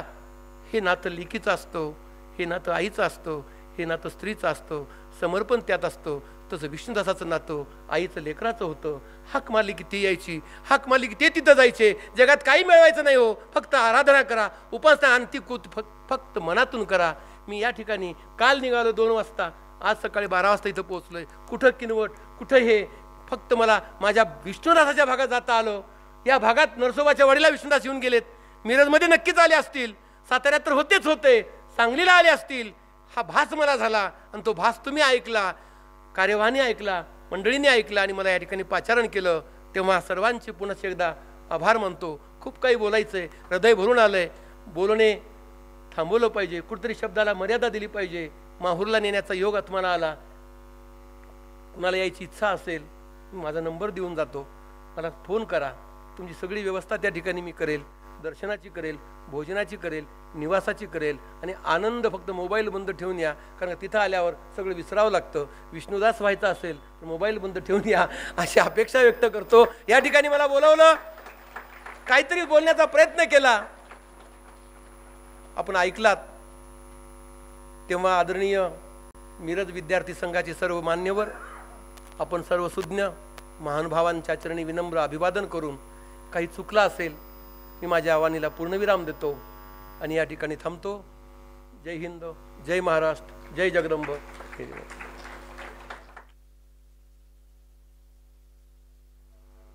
हां हां, माफ करा, मी ते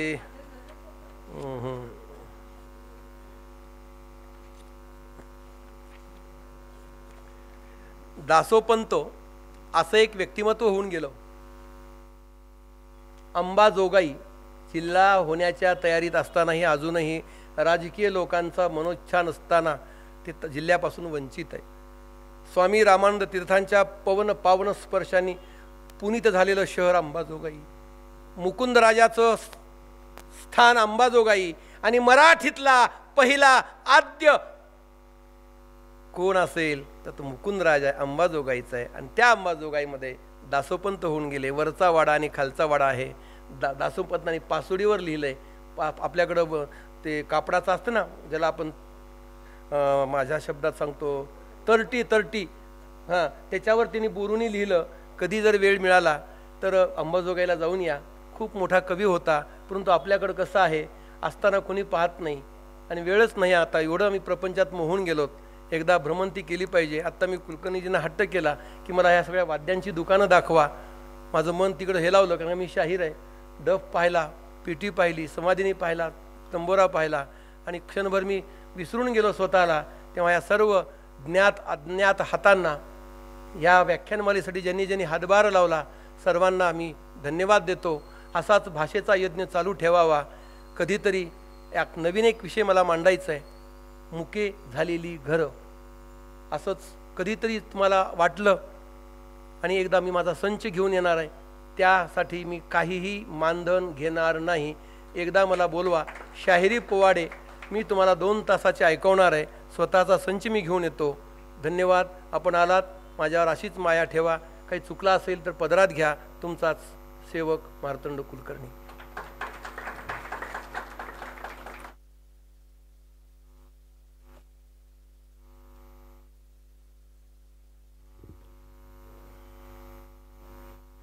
आजचे वक्ते प्रथम शाहीर, नंतर कीर्तनकार आणि मग प्राध्यापक आहे. त्यामुळं आपल्याला या व्याख्यानातून एकाच वेळेला व्याख्यान आणि कीर्तनाचा आनंद आपल्याला मिळालेला आहे. या रसाळ निरूपणाबद्दल आणि एक वेगळा विषय व्याख्यानातून मांडल्याबद्दल मी आपले मनापासून आभार मानतो. आणि आपण जो विषय उल्लेख केला त्याबद्दल आत्ताच निमंत्रण देऊन ठेवतो, आमच्या सवडीनं आम्ही बोलू. सर्व श्रोत्यांचे पण मनपूर्वक आभार. आज थोडंसं 1-2 मिनटं माझ्यासाठी द्याल का? आपण ही जी व्याख्यानमाला आहे ती लोकाश्रयातनं चाललेली आहे. सगळ्यांना माहीत आहे की न मागता तुम्ही आम्हाला आमच्या स्थिर निधीमध्ये भर घालता, त्याचा उल्लेख करणं हे आमचं कर्तव्य आहे. आपली जी पुस्तिका आहे त्यामध्ये दरवर्षी येणाऱ्या देणग्या आपण छापतो. तर ती पुस्तिका छापून झाल्यानंतर ज्या देणग्या आल्या आहेत ती मी 5 मिनिटामध्ये आपल्यापुढं ठेवतो. ॲडव्होकेट मकरंद बिंदुमाधव कुलकर्णी सांगली, कैलासवासी बिंदुमाधव आत्माराम कुलकर्णी आणि सुलोचना बिंदुमाधव कुलकर्णी यांच्या स्मरणार्थ ₹1 लाख. लक्ष्मण वासुदेव राजोपाध्ये रुपये 5,000. हरिविकास चॅरिटेबल ट्रस्ट जयसिंगपूर ते दरवर्षी देतात, यावर्षी 5,000 रुपये दिलेत त्यांनी. मधुकर गोविंद पटवर्धन रुपये 500. अद्वैत मोहन भावे ठाण्याहून त्यांनी 5,551 रुपये पाठवले. चंद्रकांत रामकृष्ण करमरकर आपल्या मिरजेचेच आहेत, आता म्हैसाळला गेले, पण ते दरवर्षी 1,001 रुपये देतात, त्याप्रमाणे यावर्षी दिलेले आहेत. इमाम बख्श नूर मोहम्मद पटेल घालवाडकर त्यांनी खातुनबी व नूर मोहम्मद शमशेर यांच्या स्मरणार्थ 1,100 रुपये. शोभा अशोक लोकूर या बेळगावच्या आहेत, आपल्या इथल्या कार्यकर्त्या होत्या, त्यांनी 5,000 रुपये देणगी पाठवली आहे. डॉक्टर स्नेहल मधुकर कुलकर्णी या मुंबईच्या आहेत. कैलासवासी वसंत विठ्ठल कुलकर्णी यांच्या स्मरणार्थ रुपये 1,00,000. राजू गुलाब दोंगडे व अक्काबाई दोंगडे यांच्या स्मरणार्थ रुपये 501. विकास विश्वनाथ जोशी हरिपूरचे आहेत, आपल्या इथं पेटीच्या साधनाला ह्याला येतात साथीला, दरवर्षी ते 1,001 रुपये देऊन जातात, यावर्षी पण त्यांनी 1,001 रुपये दिले. वैशाली विजय गजरे रुपये 500. अनिल अनंत राजहंस रुपये 1,001. शैलजा अनंत भिडे रुपये 350. महादेव कल्लाप्पा बिरादार रुपये 101. ॲडव्होकेट शेखर करंदीकर रुपये 1,000. अशोक नरसिंह जोशी रुपये 5,000. राम देशपांडे खांडेकरांचे लेखनिक ते दरवर्षी पाठवतात, यावर्षी पण त्यांनी 1,020 रुपये पाठवले. विद्यावाचस्पती शंकरराव अभ्यंकर त्यांनी रुपये 10,000. कृष्णा सकाराम भंडारे रुपये 2,000. सुलभा गोपाळ कुलकर्णी रुपये 10,000. सुनीता चंद्रकांत जावडेकर 501. अनंत अद्दाप्पा गुजले 500. मनोहर राजाराम पिसे 51. नंदिनी खाडीलकर सांगली 1,000. गौरी विकास कुलकर्णी रुपये 500. गीता विजयकुमार गोखले रुपये 251. जवळजवळ आपल्या स्थिर निधीमध्ये 2,40,000ची भर घातलेली आहे यावर्षी. आपण एक तह हयात देणगीदार म्हणून एक योजना सुरू केली आहे की दरवर्षी ह्या दरवर्षीच्या व्याख्यानमालेच्या खर्चासाठी तह हयात कमीत कमी 500, जास्तीत जास्त कितीही, अशी आपण एक योजना मांडली आहे, त्यामध्ये भर पडते दरवर्षी. यावर्षी जी यादी छापली त्या व्यतिरिक्त कैवल्य राघवेंद्र नाईक रुपये 500. डॉक्टर श्रीकांत कुलकर्णी रुपये 500. अश्विन श्रीकांत कुलकर्णी रुपये 500. त्यांची नात इरा विलोल जोशी रुपये 500. अंजली चंद्रकांत दिवेकर रुपये 1,000. शैलजा विश्वनाथ किल्लेदार रुपये 500. आणि ऋतुजा चैतन्य माने रुपये 500. दरवर्षी ते देणार आहेत आपल्याला. यावर्षी त्यांनी सुरुवात केली आहे काही लोकांनी. परत आपली जी संस्था आहे मिरज विद्यार्थी संघाच्या नावानं आपल्याला काही आपण देणग्या येतात आपल्याकडं. त्यामध्ये यंदा माधुरी विजय कुलकर्णी पुण्याहून वॉटर प्युरिफाय आपण जो घेतला आहे त्याच्यासाठी त्यांनी 51,000 रुपये पाठवले. त्याचं लवकरच आपण उद्घाटन करणार आहोत. त्याची सगळी रचना झाली की आपण करू. सर्व देणगीदारांचे मनपूर्वक आभार. उद्याचं व्याख्यान उद्या दिनांक 10 मे पाल महाबळ स्मृतिप्रित्यर्थ आणि मालती मनोहर कोलटकर व कैलासवासी मनोहर शंकर कोलटकर यांच्या स्मरणार्थ. वक्ते म्हणण्यापेक्षा 4 सहकारी आहेत, त्यांचा झाडांच्या मनात जाऊ म्हणजे हा पर्यावरणविषयक कवितांचा कार्यक्रम आहे आणि तो जरा 1.5-2 तास चालणार आहे, त्यामुळे आपण उद्या लवकर करू. गिरीश दातार आणि त्यांचे सहकारी हा कार्यक्रम सादर करणार आहेत. त्या कार्यक्रमाची संहिता बांधणी व अभिवाचन गिरीश दातार आणि अपूर्वा कुलकर्णी यांनी केलं आहे आणि गायन अबोली देशपांडे आणि संगीत संयोजन नेहा जोशी असा उद्याचा कार्यक्रम आहे. सर्वांनी वेळेवर उपस्थित राहावे अशी विनंती आहे. पुन्हा एकदा वक्त्यांचे आभार मानतो, आपल्या सगळ्यांचे आभार मानतो. धन्यवाद. आणि संत विष्णुदासांच्यावरचं जे नाटक आहे त्यांनी अनुवाद केलेला आपल्यासाठी विक्रीला उपलब्ध आहे ₹100मध्ये. ₹150 आहे, सवलतीत आज इथं मिळणार आहे ₹100.